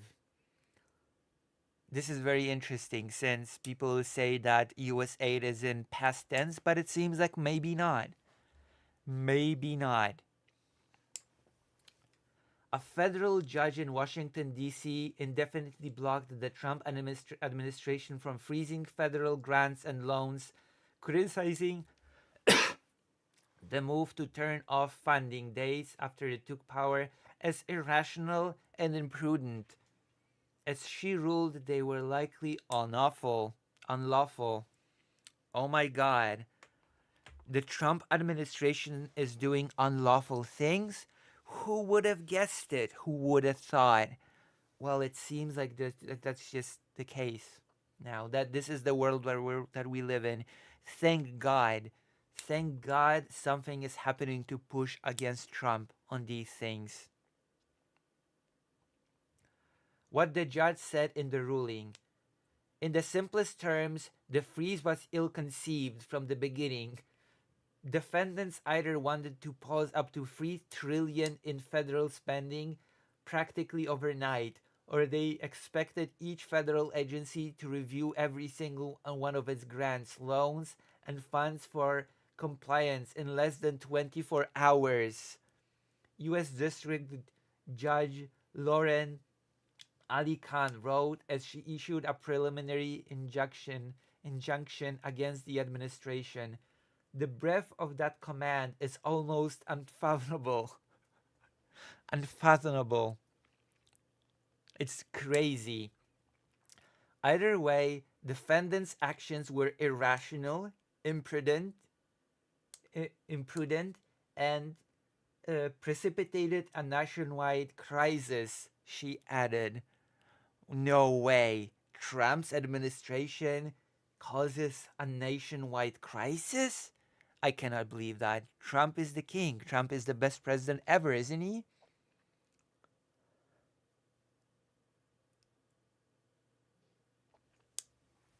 The ruling is a significant blow to the Trump administration, which faced immediate legal challenges last month after the White House ordered a pause on all federal grant and loans, causing confusion and worry among states, charities, and other entities over whether they'd see a lapse in critical funding.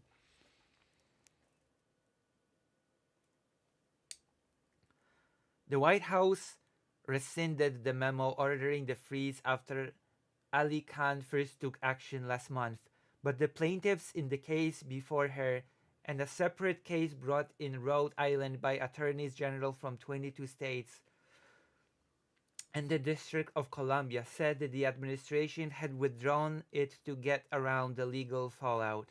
The freeze, they argued, was ongoing. The judge overseeing the Rhode Island case is still considering whether to grant the state's request for a preliminary injunction. In her ruling today, Ali Khan agreed that the nonprofits that brought the case had demonstrated that absent additional court intervention, they could face a future funding pause that would disrupt their operations. My throat is dying. So yeah, we're in a situation in which, simply speaking,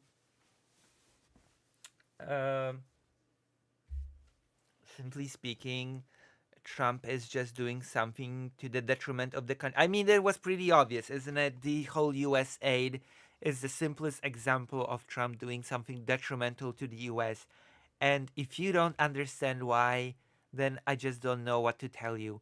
If you don't understand the idea of soft power and how the U.S. should want to maintain it, how the U.S. should want to wield it, and how pausing and getting rid of U.S. aid will simply flush that soft power of the United States for nothing, then you definitely are not an America First person if you think that US can just do away with its soft power without any negative consequence.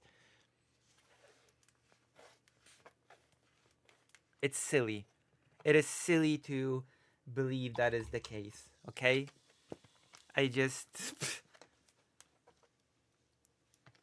But it's good news. It is some good news. Even if it won't end up working, I am happy that the courts are indeed pushing against Trump's anti-immigration policy and that the courts are pushing against Trump's anti aid policy. Both ridiculous, both unreasonable. Let's look it up. I want to know more detail, okay?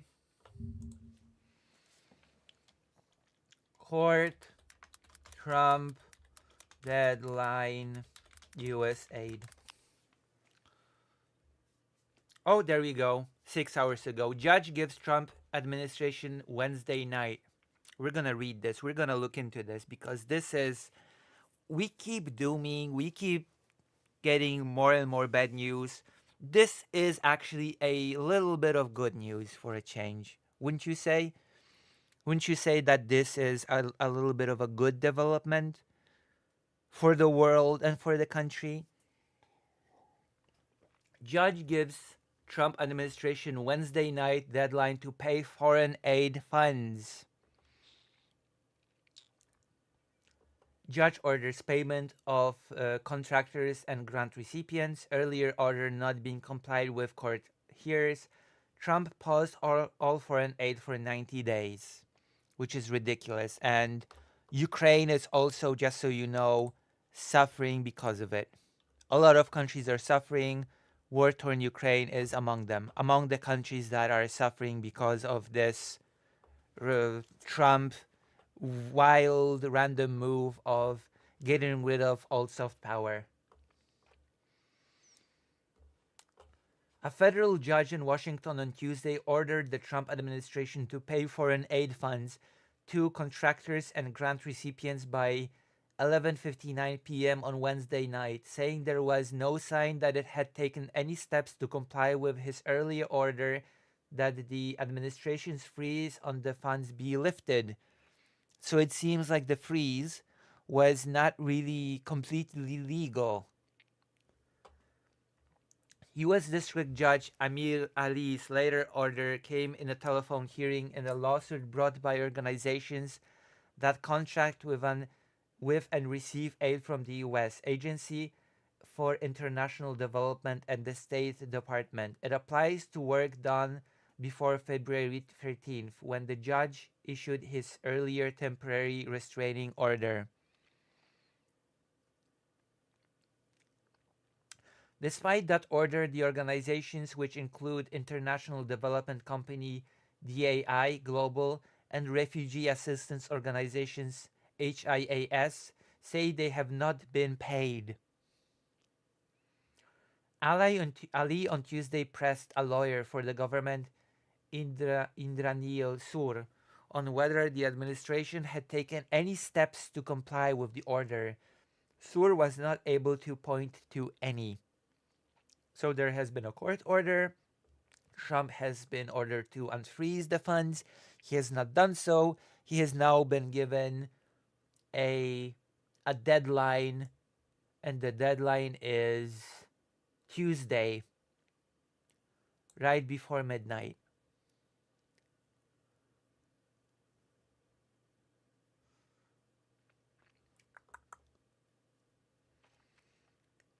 The White House and the State Department did not immediately respond to requests for comment. Tuesday marked the third time Ali, who was appointed by Trump's Democratic predecessor Joe Biden, has ordered the administration officials to release foreign aid funds that were frozen after Republican President Donald Trump ordered a 90-day pause on all foreign aid.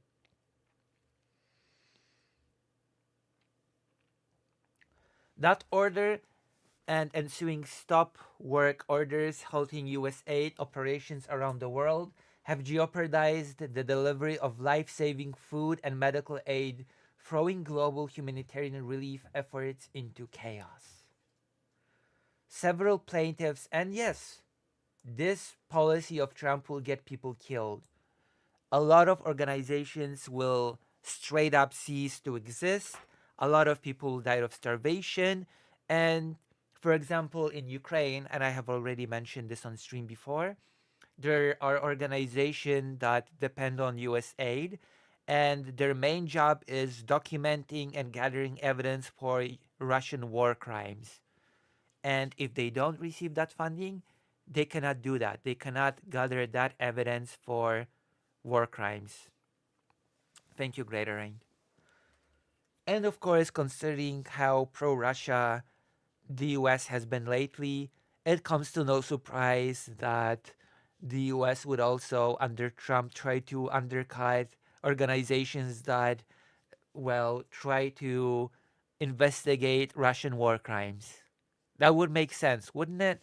I think that would make perfect sense.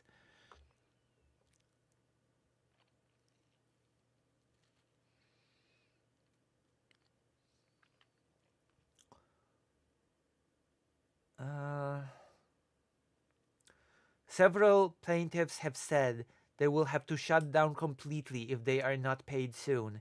They allege that the administration has violated federal law and the US Constitution by refusing to pay out the funds and by largely dismantling the US aid, which was established as an independent agency by Congress in 1998. USAID on Sunday said that all of its staff except certain essential workers would be put on paid administrative leave and that 1,600 positions in the United States would be eliminated. The Foreign Aid Agency was the first high-profile target of the effort to slash the federal government led by billionaire Elon Musk, who has claimed without evidence that it was plagued by fraud. I mean, he says that about everything. He says that about everything, and he provides either no evidence or flimsy and distorted evidence. Which flimsy and distorted evidence is basically worse than no evidence because it's just blatant lying. The administration said in court filings that last week that it was complying with Ali's order to lift the spending freeze, arguing that it still had room to suspend contracts of grants while it reviews them or to cancel them for policy reasons. Ali, in an order last week, said that the administration could not simply keep the freeze in place by claiming new legal justifications for it. At the time, he denied a motion by two plaintiffs to hold the administration in contempt of court. So yeah, we've got some good news. We will see what will come of it. We will see if anything comes of it. I certainly hope so, and I certainly hope that the aid will be unfrozen and that the organizations that depend on that aid will not have to go under because of Trump's stupidity. And I hope that people will not have to starve. I hope people will not have to die because of this spending, cutting and spending. Want to see actual fraud? Check out how much Elon Musk charged the DoD State Department for those Ukrainian Starlinks. Yeah. Actually, Elon Musk has blackmailed Ukraine that if Ukraine does not sign the criminal deal on rare earth minerals, that Elon Musk would cut off Starlink from Ukraine. Poland has stepped in and said, we are paying for Starlinks that we provide for Ukraine. We continue to pay. We have a legitimate deal, a business deal, and we simply cannot imagine that that deal would be broken with us, with Poland. And we will give those Starlinks to Ukraine. Even if you decide to break the deal with Ukraine, Poland will still buy and pay for Starlinks for Ukraine to use. But speaking of spending, because nearly 40% of contracts cancelled by Musk's Doge are expected to produce no savings.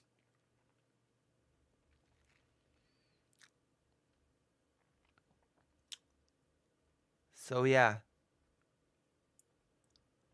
what a shocker. Doge is not creating any saving for the United States. Nearly 40% of the federal contracts that President Donald Trump's administration claims to have canceled as part of its signature cost-cutting program aren't expected to save the government any money, the administration's own data shows. Brilliant.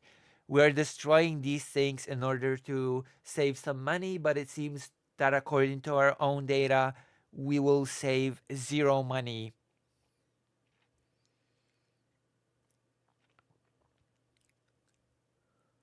That's great. The Department of Government Efficiency, run by Trump advisor Elon Musk, published an updated list Monday of nearly 2,300 contracts that agencies terminated in recent weeks across the federal government. Data published on Doge's Wall of Receipts shows that more than one-third of the contract cancellations, 794 in all, are expected to yield no savings. So Doge canceled the contracts. Doge published its own data, and according to Doge's own data, there will be no savings from what has been done. I love it. I love the absurdity of this situation. I just wonder how Elon Musk himself will spin it. Like, no wonder the other news that I have for you happened, because if this is the efficiency of the, what's the full name? If this is the efficiency of the Department of Government Efficiency, then it's not being very efficient, are they? That's usually because the total value of the contracts has already been fully obligated, which means the government has a legal requirement to spend the funds for the goods or services it purchased, and in many cases has already done so. So that was just a waste of time. What Elon Musk's organization has done is just a waste of time. It's like confiscating used ammunition after it's been shot when there's nothing left in it. It doesn't accomplish any policy objectives, said Charles Tiefer, a retired University of Baltimore law professor and expert on government contracting law. They're terminating so many contracts pointlessly, obviously doesn't accomplish anything for saving money. So the organization that has been created by Trump is not even fulfilling its basic function.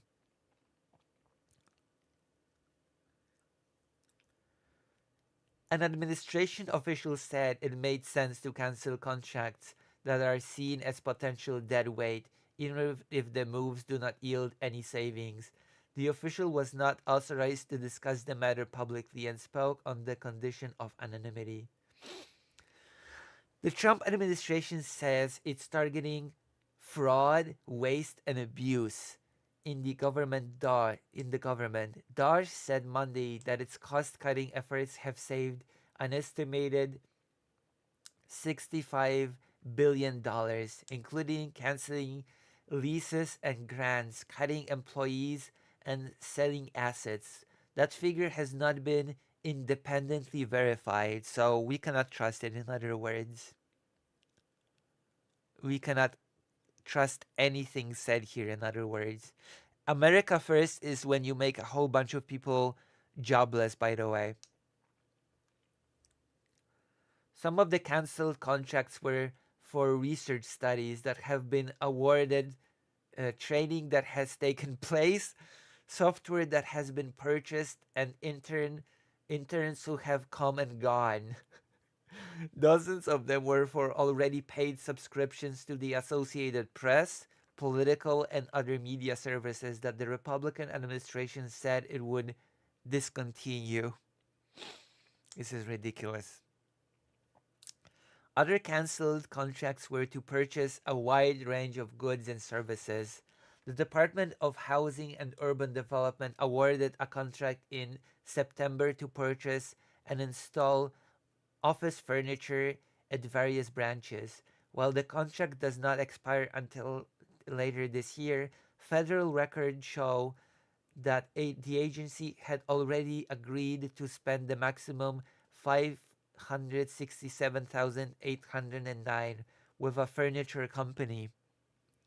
The U.S. Agency for International Development negotiated $145,549 contract last year to clean the carpet at its headquarters in Washington, but the full amount had already been obligated to a firm that is owned by a Native American tribe based in Michigan. This is brilliant saving policy. Another already spent $249,600 contract went to a Washington, D.C. firm to help prepare the Department of Transportation for the recent transition from President Joe Biden's administration to Trump's. It's too late for the government to change its mind on many of these contracts and walk away from its payment obligation, said Kiefer, who served on the Commission on Wartime Contracting in Iraq and Afghanistan. Kiefer said DOJ appeared to be taking a slash and burn approach to cutting contracts, which he said could damage the performance of government agencies. What a shocker. I guess instead of it has efficiency in its name. It doesn't say that it would improve it. Maybe it would just damage it, wouldn't it? Damage the efficiency of government agencies.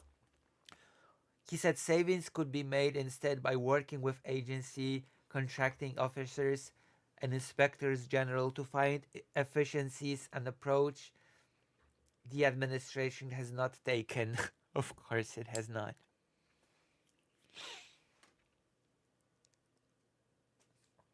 Oh my God.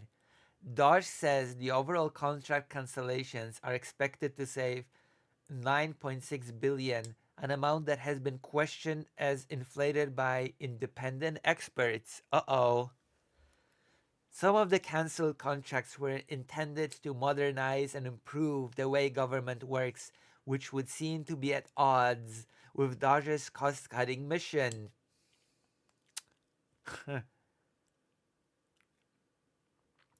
One of the largest, for instance, went to a consulting firm to help carry out a reorganization at the Centers for Disease Control and Prevention's National Center for Immunization and Respiratory Diseases, which led the agency's response to the COVID-19 pandemic.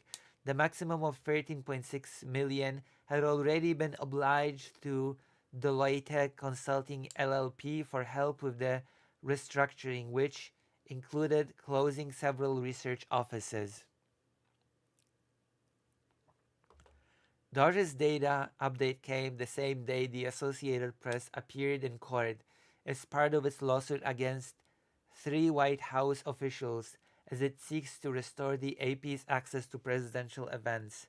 The Associated Press says the 3 are publishing the news agency for editorial decisions they oppose. The White House says the Associated Press is not following an executive order to refer to the Gulf of Mexico as the Gulf of America. A federal judge refused Monday to immediately restore access, saying the Associated Press had not demonstrated it had suffered any irreparable harm, but urged the Trump administration to reconsider its ban. Ridiculous, childish and ridiculous. But that's not all. Because it seems like Dodge is losing its members over this. More than 20 civil service employees resigned Tuesday from billionaire Trump advisor Elon Musk's Department of Government Efficiency, saying they were refusing to use their technical expertise to dismantle critical public services. Even people working at this shady organization created by Trump have decided, hold on, we are actually participating in something really bad. We quit. We no, we we refuse to take part in this. This is ridiculous. This is ridiculous. We refuse to take part in this anymore. Some people see the writing on the wall that it's are we the baddies? Are we actually the baddies here? Are we dismantling the institutions in this country? We swore to serve the American people and uphold our oath to the Constitution across presidential administrations. The 21 staffers wrote in a joint resignation letter, a copy of which was obtained by the Associated Press. However, it has become clear that we can no longer honor these commitments.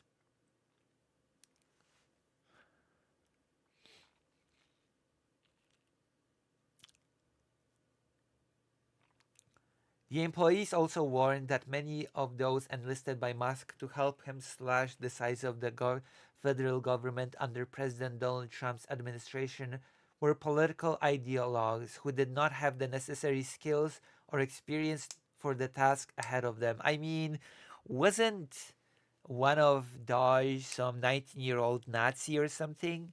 Wasn't that a thing? Can somebody remind me in the chat?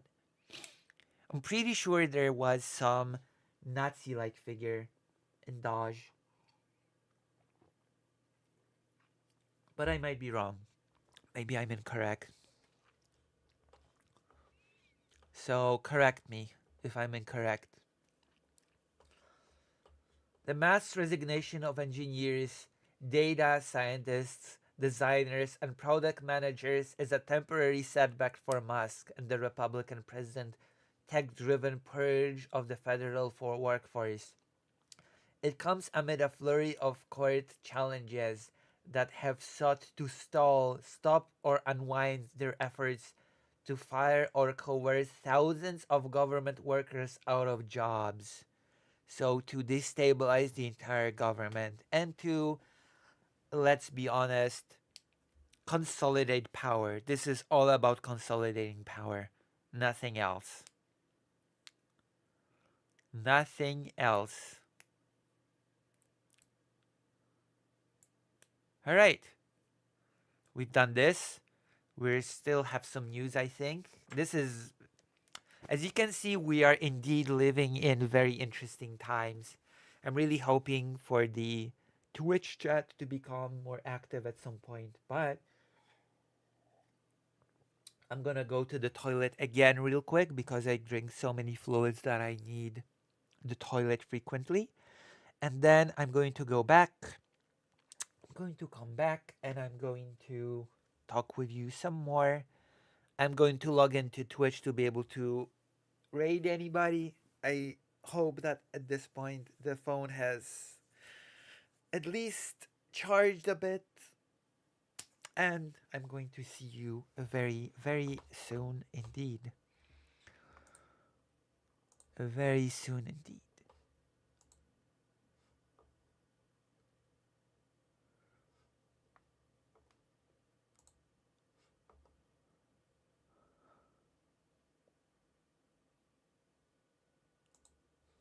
All right, I'll be right back.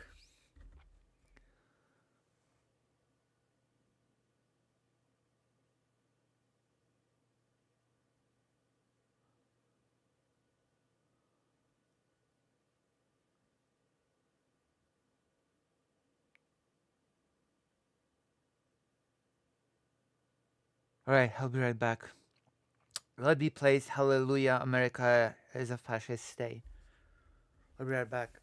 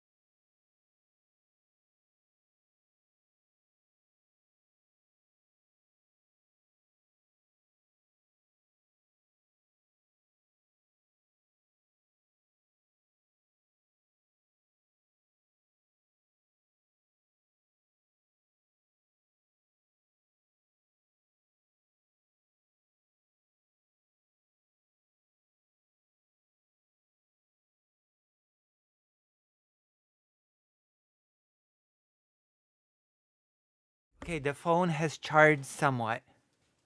I'm gonna read the chat. Hello, chat. I'm back. I have returned. I've returned to you.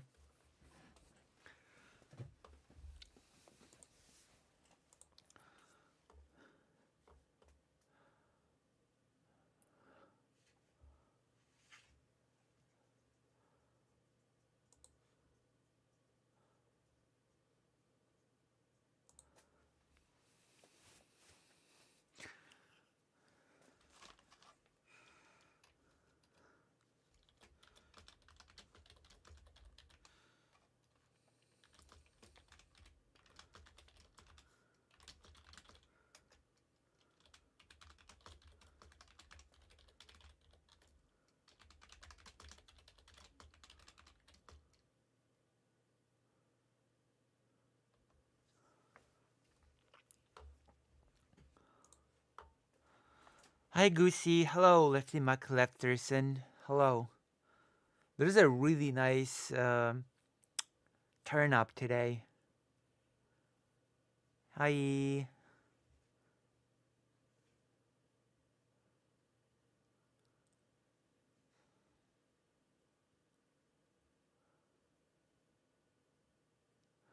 It's not as simple as you think. Oversight would prevent them from doing what needed to be done to see the misplaced funds because they would have been liable to blob protect their own. Okay.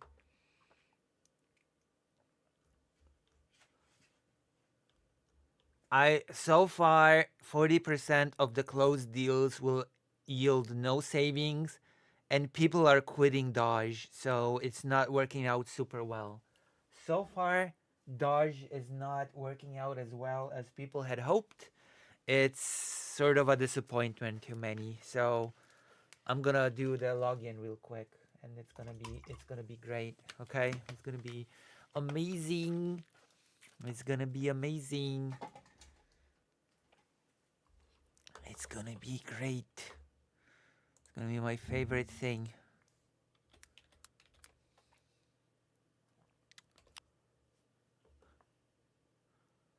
Alright?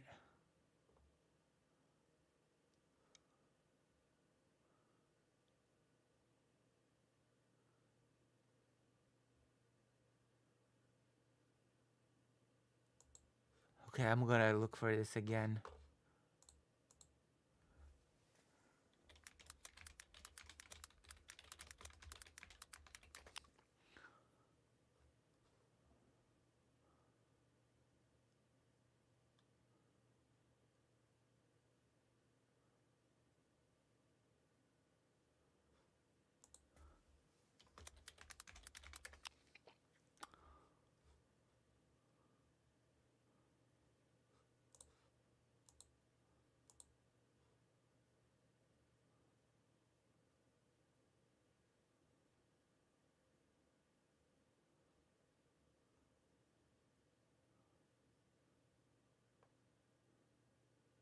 Huh.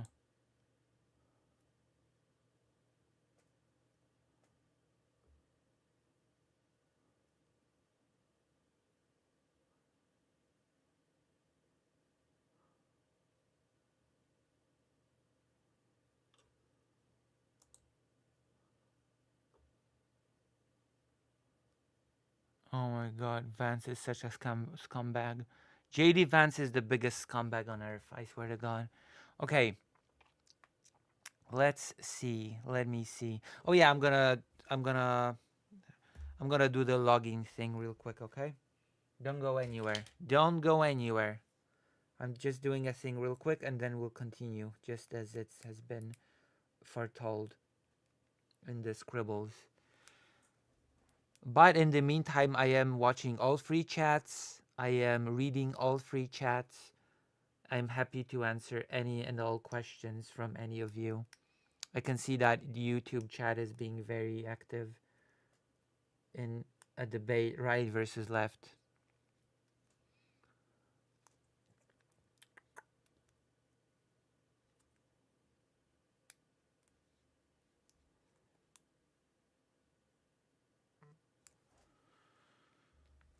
Which is cool, which is good, maybe, somehow. somehow it's good and not bad, I guess, for everything. I'm pretty glad that I have done the dual streaming thing. Pretty glad, happy with the result of that. Also, if you don't want to go to the lucyhazard.org/live, which I will nevertheless link, I have unlocked membership on YouTube. So if you want to support me on YouTube, you can do the YouTube subscription thing. And apparently YouTube really likes it when you do that because it makes me more visible in the algorithm, which makes me grow more.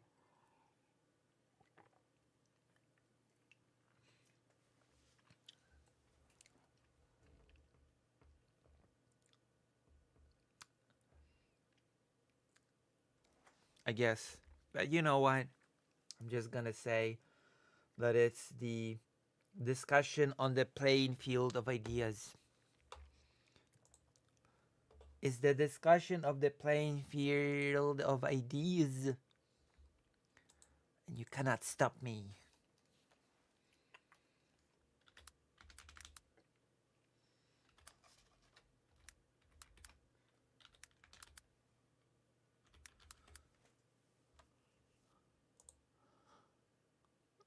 Okay, here's the code.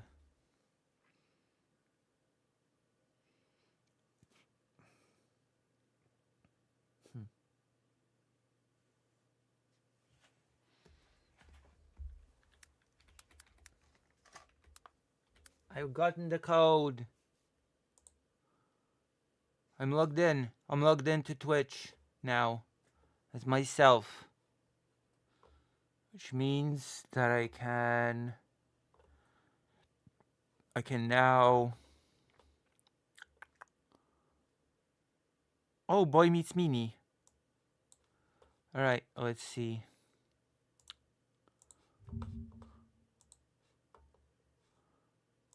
Stream. No, that's not.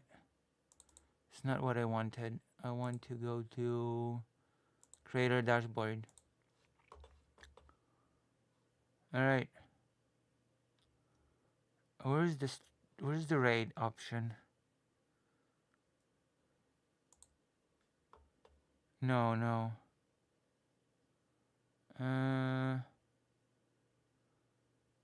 Where's the Stream Manager? Okay. Oh, cool. Okay. I will be I will be able to raid out the people from Twitch.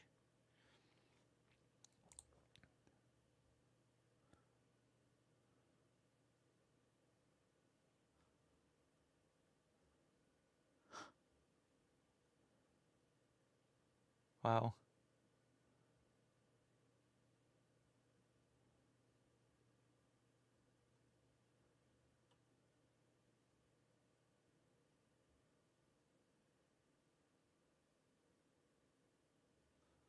Alright, it's cool. Everything's good. How is everybody feeling? Is everybody feeling okay? I feel like we're having a pretty okay audience tonight. I feel proud of all of you. I hope you will recommend me to all your friends and family and colleagues. Things will surely accelerate. Jack, can't wait to see the final result. I'm not sure you should be saying that as a person from Ukraine, personally. I'm not sure if a person from our region of the world, I'm not like as a Polish person and you as a Ukrainian, I'm not sure if we should be saying that we cannot wait for the final result. The final result can leave us screwed over and left for grabs for Russia. And Germany, for that matter, if the AfD has its way.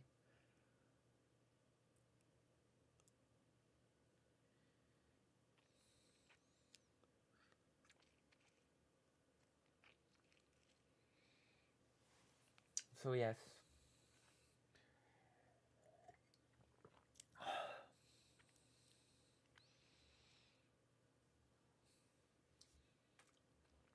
Yeah, and yet the court disagrees with him. The court disagrees that Trump is able to just freeze the international funding like that because he he could not have decided that the money is being spent incorrectly in such a short amount of time. So no, he was not actually authorized to just freeze it.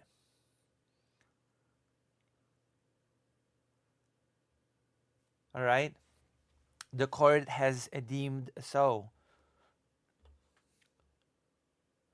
Let me see some more news. Trump expresses hope Russia's war in Ukraine is nearing an endgame as he meets with Francis Macron, who has corrected him on the whole funding. Oh, hey, Lucy's growing in views, right? That's great. Isn't it socialist? Does that mean that you'll be watching me more frequently now? One district judge through injunction will get overturned. Yeah, but it still demonstrates something, doesn't it? Are you saying that the judges? Are you saying that the judge's judgment is unsound? Are you saying that the judge is saying a bunch of nonsense?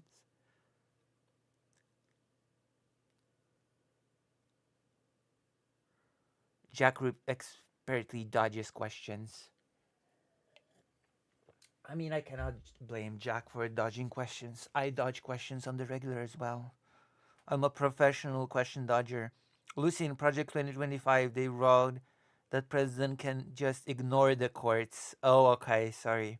Apologies. I forgot my place. I forgot my place in the pecking order for a second there. Wait, but Trump said that.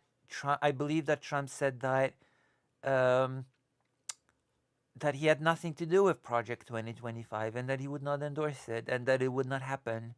What happened? What happened, Vladimir? I thought that would never happen. Oh yeah, US refuses to blame Russia for Ukraine war, by the way, splitting with European allies in UN votes. How interesting is that? I've already told you about this very weird, bizarre turn of events in which Serbia's president said, I was tired and I didn't mean to support Ukraine, but you know, sleep deprivation has led me to this mistake. A lapse in judgment.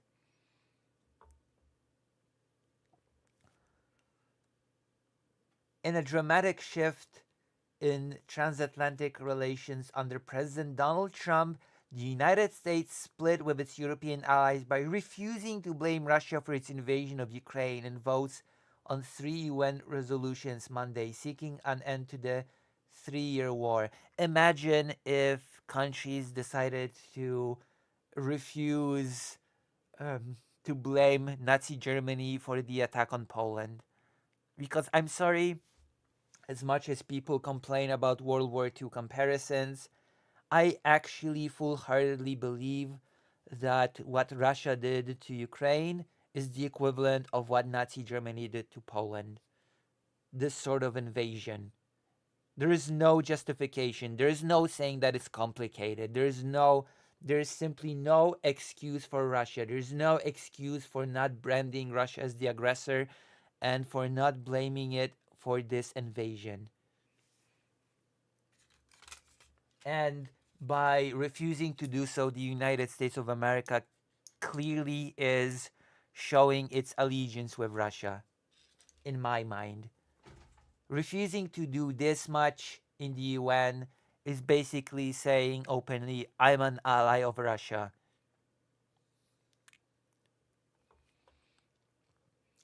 The growing divide follows Trump's decision to open direct negotiations with Russia on ending the war. Wrong. I said it before and I'll say it again. It's not a negotiation on ending the war. Ending the war is a byproduct of the negotiation between Russia and the United States on normalizing business relations. Don't make a mistake of thinking that it's primarily about ending the war. It's not. It clearly is not. It clearly is about first normalizing relations and then getting back to business. And ending the war is a thing that is considered a secondary thing on the agenda, as the Russian side has said. So yes, pretty ridiculous, unfortunately, but also pretty true. The growing divide follows Trump's blah blah blah, dismaying Ukraine and its European supporters by excluding them from the preliminary talks last week. And by the way, if you think about these things in these terms, if you think about the negotiation as not about ending the war, but instead about normalizing the US Russia relations, then it suddenly makes perfect sense that Europe and Ukraine would be excluded. There you go. In the UN General Assembly, the US joined Russia in voting against a Europe-backed Ukrainian resolution that calls out Moscow's aggression and demands an immediate withdrawal of Russian troops.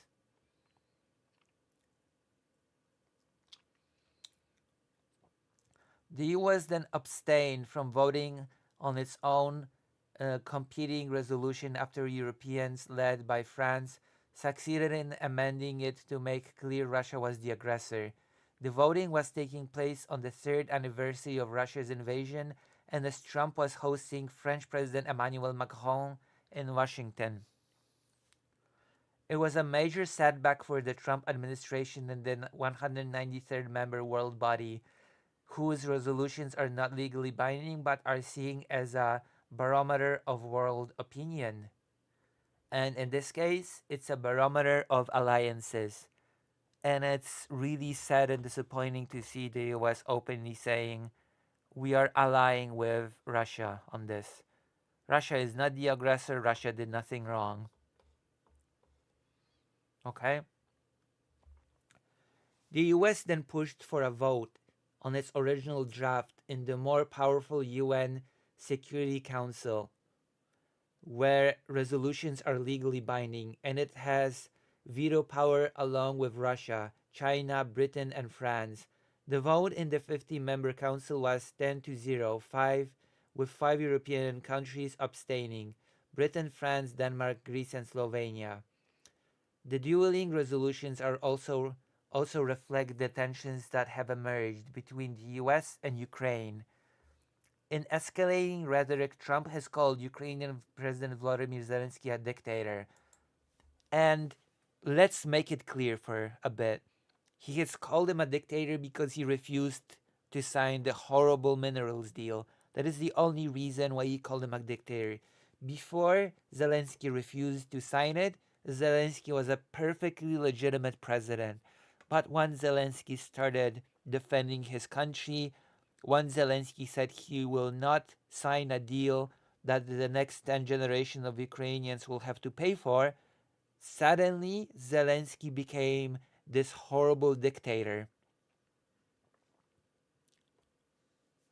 Hey, Trump said that Russia is based, and I believe him, like YOLO. Duh, why not? True. For not holding elections during wartime, when much of Ukraine is under Russian occupation, its soldiers are on the front lines and the country is under martial law. Trump also has falsely accused Kyiv of starting the war and warned that he better move fast to negotiate an end to the conflict or risk not having a nation to lead. That sounds like a great thing, like an ally would say.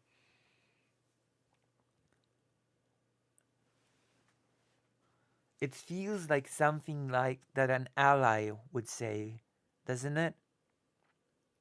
I think so. I think that's a perfectly reasonable thing that a diligent ally would tell. It's like this is like telling Poland that it started the war with Nazi Germany. I'm sorry, it's not an exaggeration for me to say that this is akin to Poland being blamed for being invaded by Nazi Germany in 1939.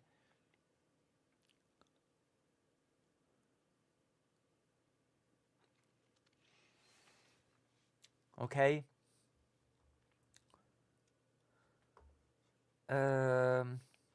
Zelensky responded by saying Trump was living in a Russian-made disinformation space. All right?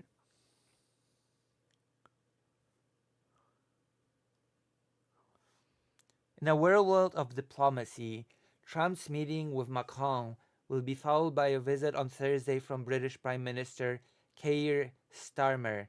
Key U.S. allies who were in lockstep with Washington on Ukraine just over a month ago. Now they find themselves on opposite sides on the best pathway for the UN to call for an end to the war. The General Assembly voted 93 to 18 with 65 abstentions to approve the Ukrainian resolution.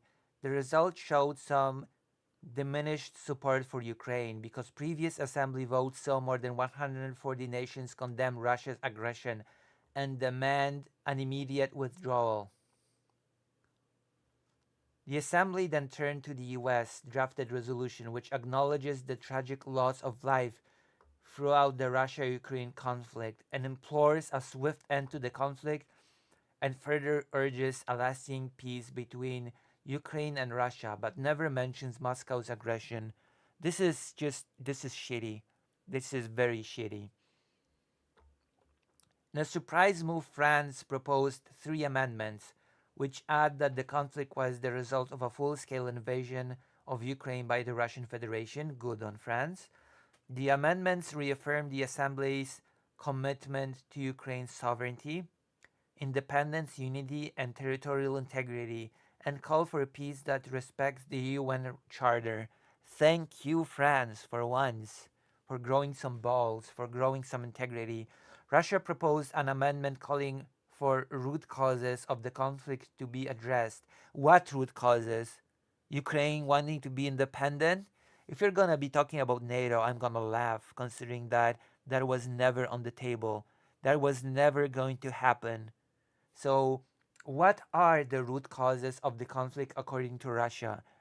Because if you try to discuss these, you're just gonna be left out of the room because most arguments, pro-Russian arguments about the root causes are just laughable.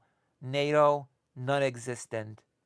It's a thing that Ukraine would not have been accepted in 2014, nor would have been accepted in 2022. Moving out, like it's the root causes is the sin of wanting to move away from the Russian sphere of influence. That is the cold, hard reality of the situation.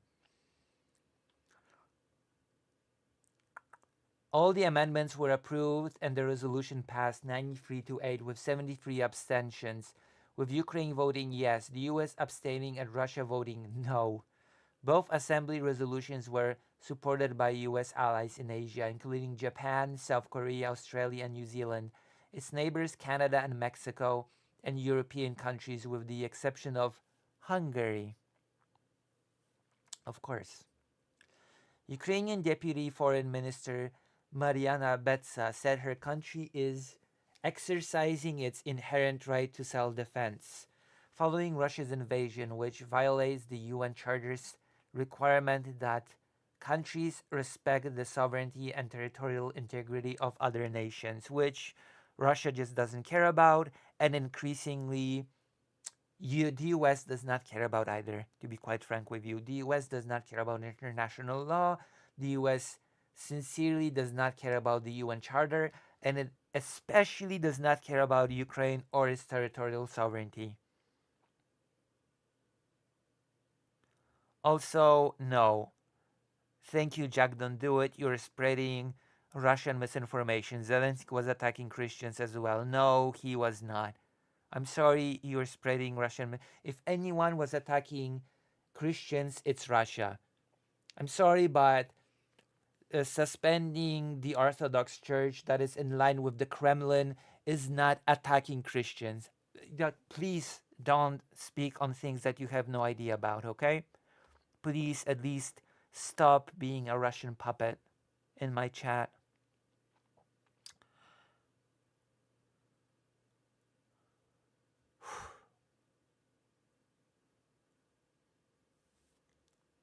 If there's any group that is attacking Christians, it's Russians. It attacks Protestants and evangelicals, if I'm correct. Okay, let's continue. Blah blah integrity. As we mark 3 years of this devastation, Russia's full invasion against Ukraine, we call on all nations to stand firm and to take the side of the Charter, the side of humanity, and the side of just and lasting peace, peace through strength, she said.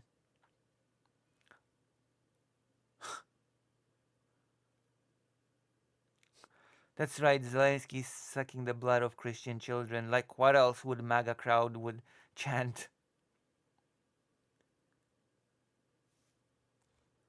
Trump has often stated his commitment to bringing peace through strength. And peace through strength apparently means we will give Russia everything that it wants, everything that it needs, and we will just roll over for Russia. That is peace through strength.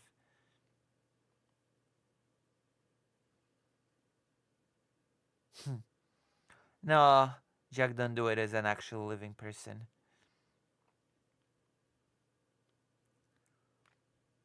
But if it's a bot, that would be interesting. But no, I don't think so. Britain's UN ambassador Barbara Woodward warned the council, if Russia is allowed to win, we will live in a world where might is right, where borders can be redrawn by force, where aggressors think they can act with impunity. Which, by the way, if you had not gotten the memo, is actually something that Trump wants. It is not something that Trump dislikes. It is the world that Trump wants to inhabit, co-create together with Russia.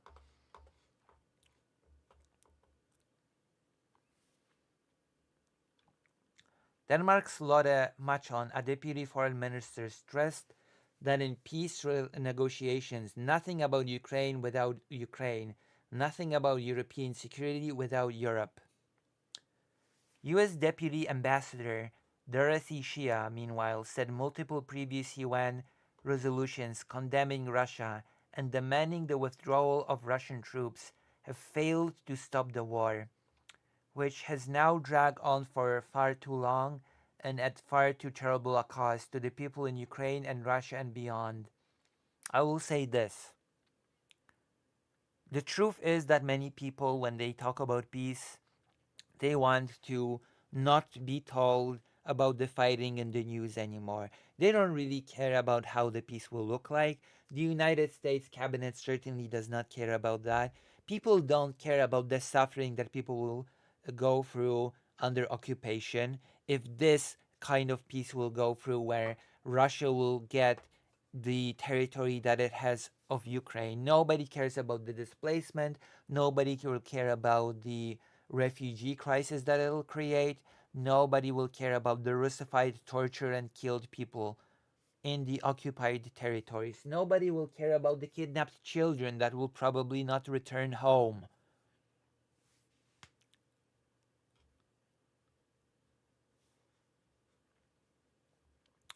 And yes, the US has a duty to support Ukraine.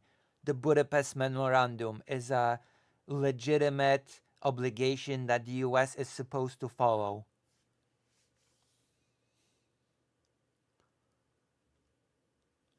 So yes, it is actually a legal obligation that the US should be following, apart from the whole moral obligation.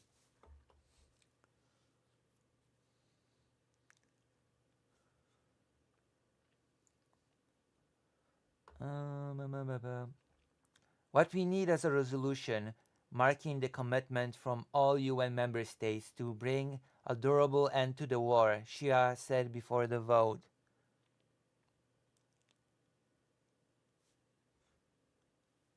The USA has no legal duty to anyone.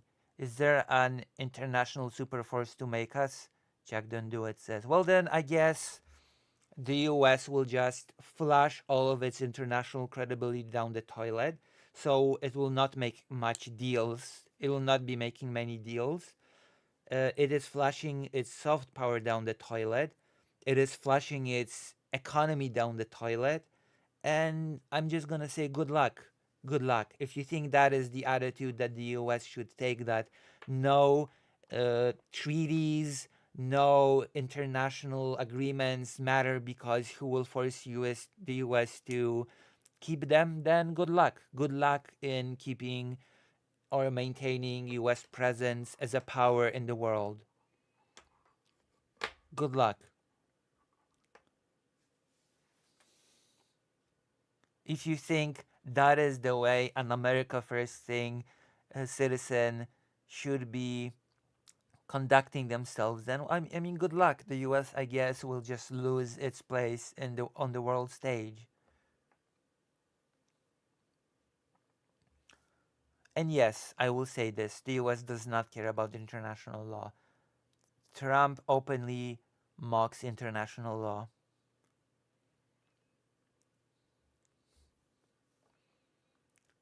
Maybe you are a bot. Zelensky stole our money.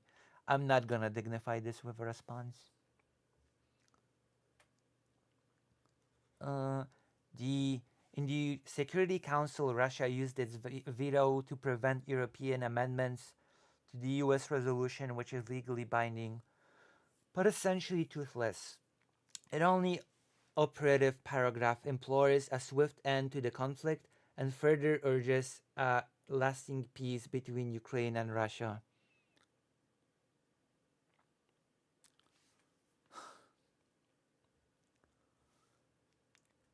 Shia called it a first step but a crucial one, saying it puts us on the path to peace.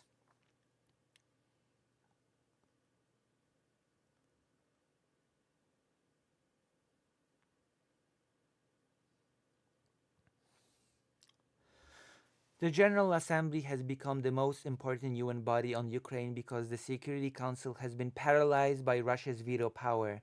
It has approved half a dozen resolutions since Russian forces stormed across the border on February 24, 2022. The Ukrainian resolution adopted Monday recalls the need to implement the previous resolutions, singling out the demand that Russia immediately, completely, and unconditionally withdraw all of its military forces from the territory of Ukraine. The resolution reaffirms the Assembly's commitment to Ukraine's sovereignty and also that no territorial acquisition resulting from the threat of or use of force shall be recognized as legal, which is not the United States' stance. The United States' stance is that whatever Russia will claim, it'll probably keep.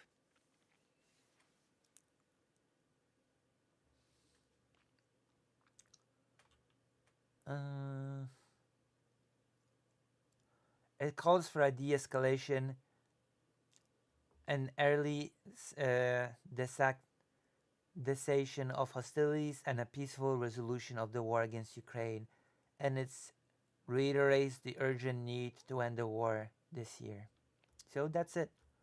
The US is showing more and more that it has switched from being an ally to Ukraine to be an ally to Russia. Why would Russia completely and unconditionally withdraw if Trump has no balls? That is a great question, Vladimir. I mean, what are you trying to convince me? That Zelensky stole some money? Okay, I will buy it. What money did Zelensky steal? How did he steal it? From whom? Explain to me step by step this theft that has taken place, as if I was a child. Oh, okay.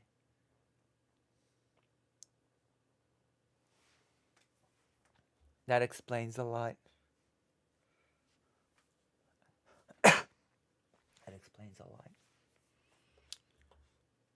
All right.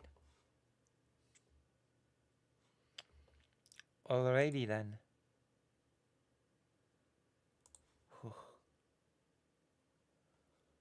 my gosh.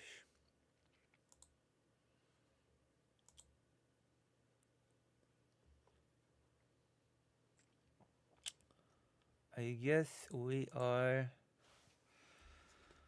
I'm gonna rest my throat a bit and I'm gonna let the chat tell me how is it hanging.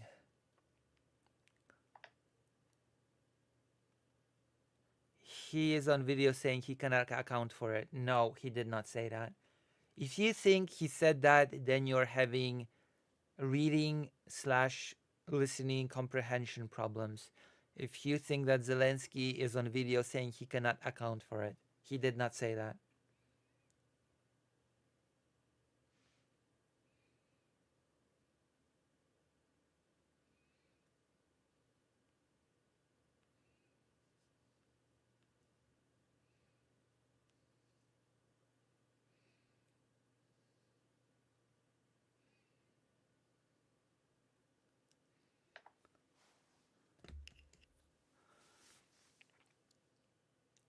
I know the video, Jack, don't do it. Okay? He did not say that he cannot account for it. But he did say that part of the aid never reached Ukraine. And why is that? Because part of the aid goes to the US military industrial complex in order to replenish the stock of the United States. That is why. He did not say that he cannot account for it. He said that that money never reached Ukraine because it stayed in the US, it was spent in the US, it was used in the US. That is what he said. If your interpretation of that is, I cannot account for it, is then I don't know what to tell you. I do not know what to tell you.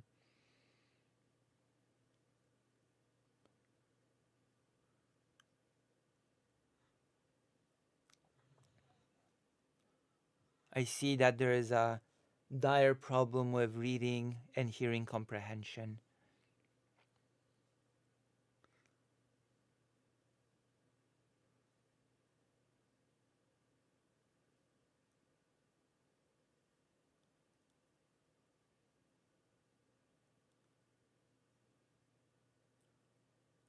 My goodness.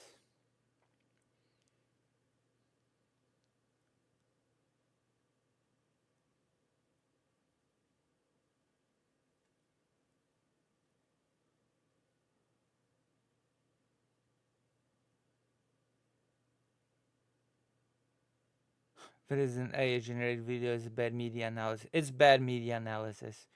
Right, is gonna be right, Toids.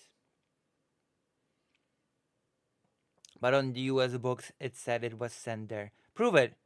Show me the books. Show me those books that say that that exact amount was sent there, and show it to me. Prove it to me. Prove it to me right now. Because I am pretty sure you do not know what you're talking about. You do not know how the aid to Ukraine works. You have no inkling of how the aid to Ukraine functions. If you really think that aid to Ukraine is the US sends cash or money transfers to Ukraine, then you really have no clue how the aid functions, and you're in no position to discuss it.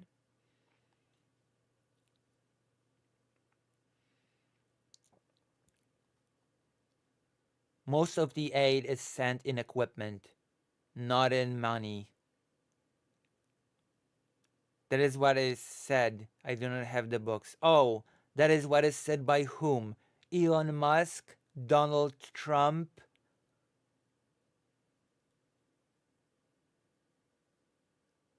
Send me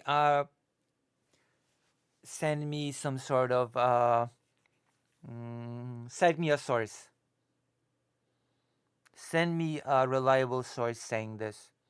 That it's on the books that money has been sent to Ukraine and it just went missing and it cannot be accounted for. Send me a reliable source saying this.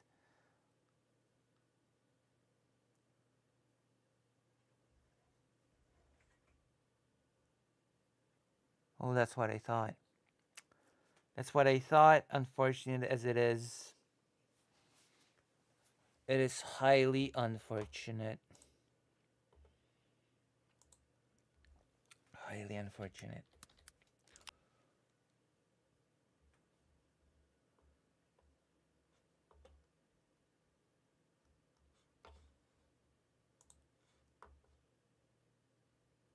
Well, I went for all the topics. I think maybe.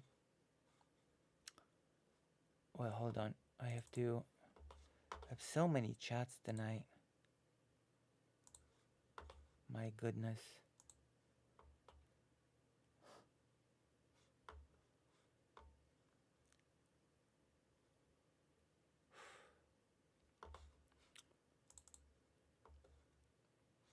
Maybe I will do a little bit more. My throat hurts a bit.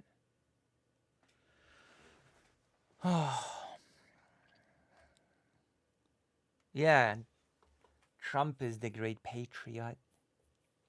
Saving money, efficiency.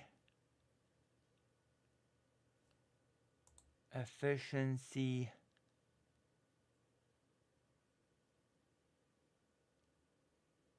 Let's talk about that.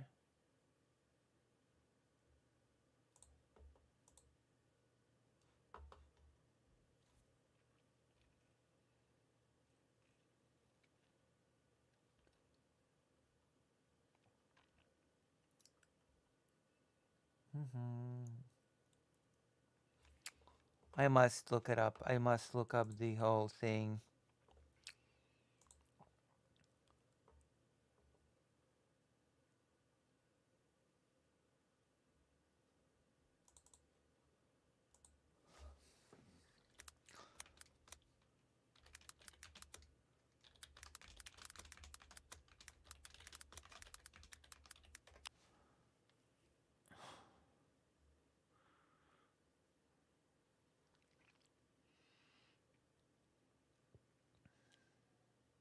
Oh wow.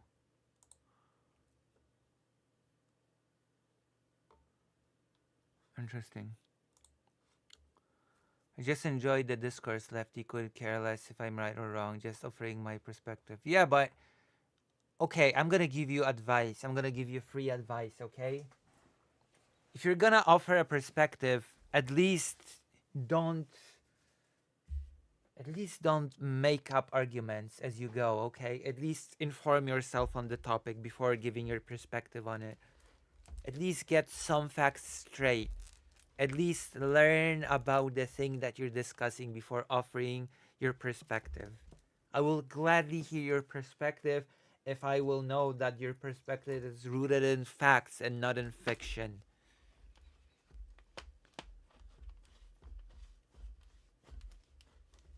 Yeah, because your arguments lead to people losing their lives. The more Ukraine will be screwed on this, the more people will lose their lives, the more people will be displaced. Yeah, I am arguing. Jesus Christ Almighty. Who was a faker because I'm Jewish, so Jesus Christ is a fraud.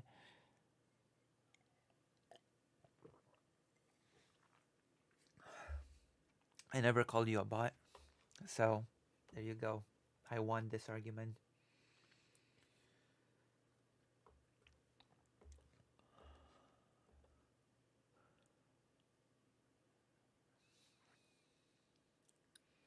Quintessentially an NPC.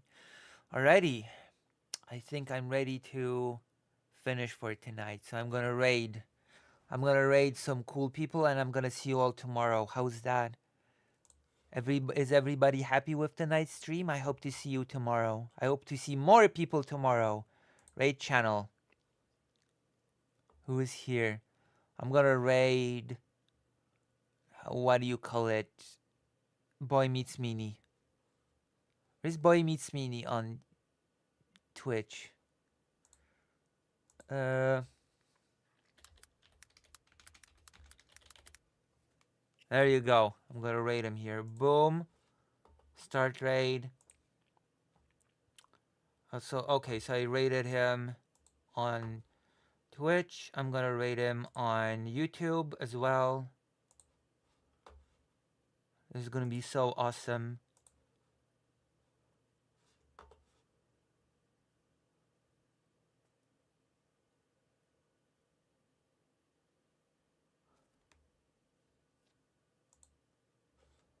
Edit.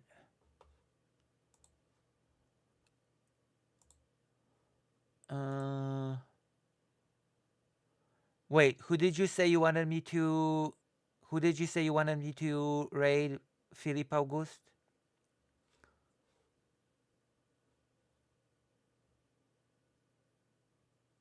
Yeah. We'll see you. We'll see you. Oh, you sent me a mail? Okay. Who should I raid?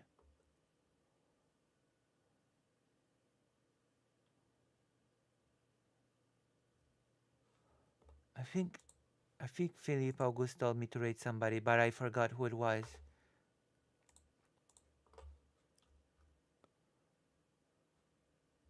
Oh my god. Okay, I'm gonna have to raid somebody.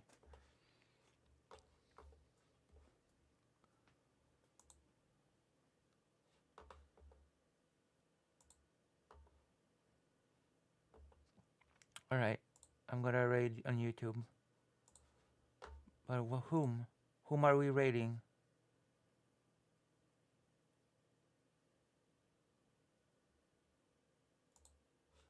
Alright, I'm gonna just... Boy meets... Oh god. Boy meets Mini. I guess. Okay. Raiding both. Okay, I'll see you tomorrow. Bye bye. Bye bye bye.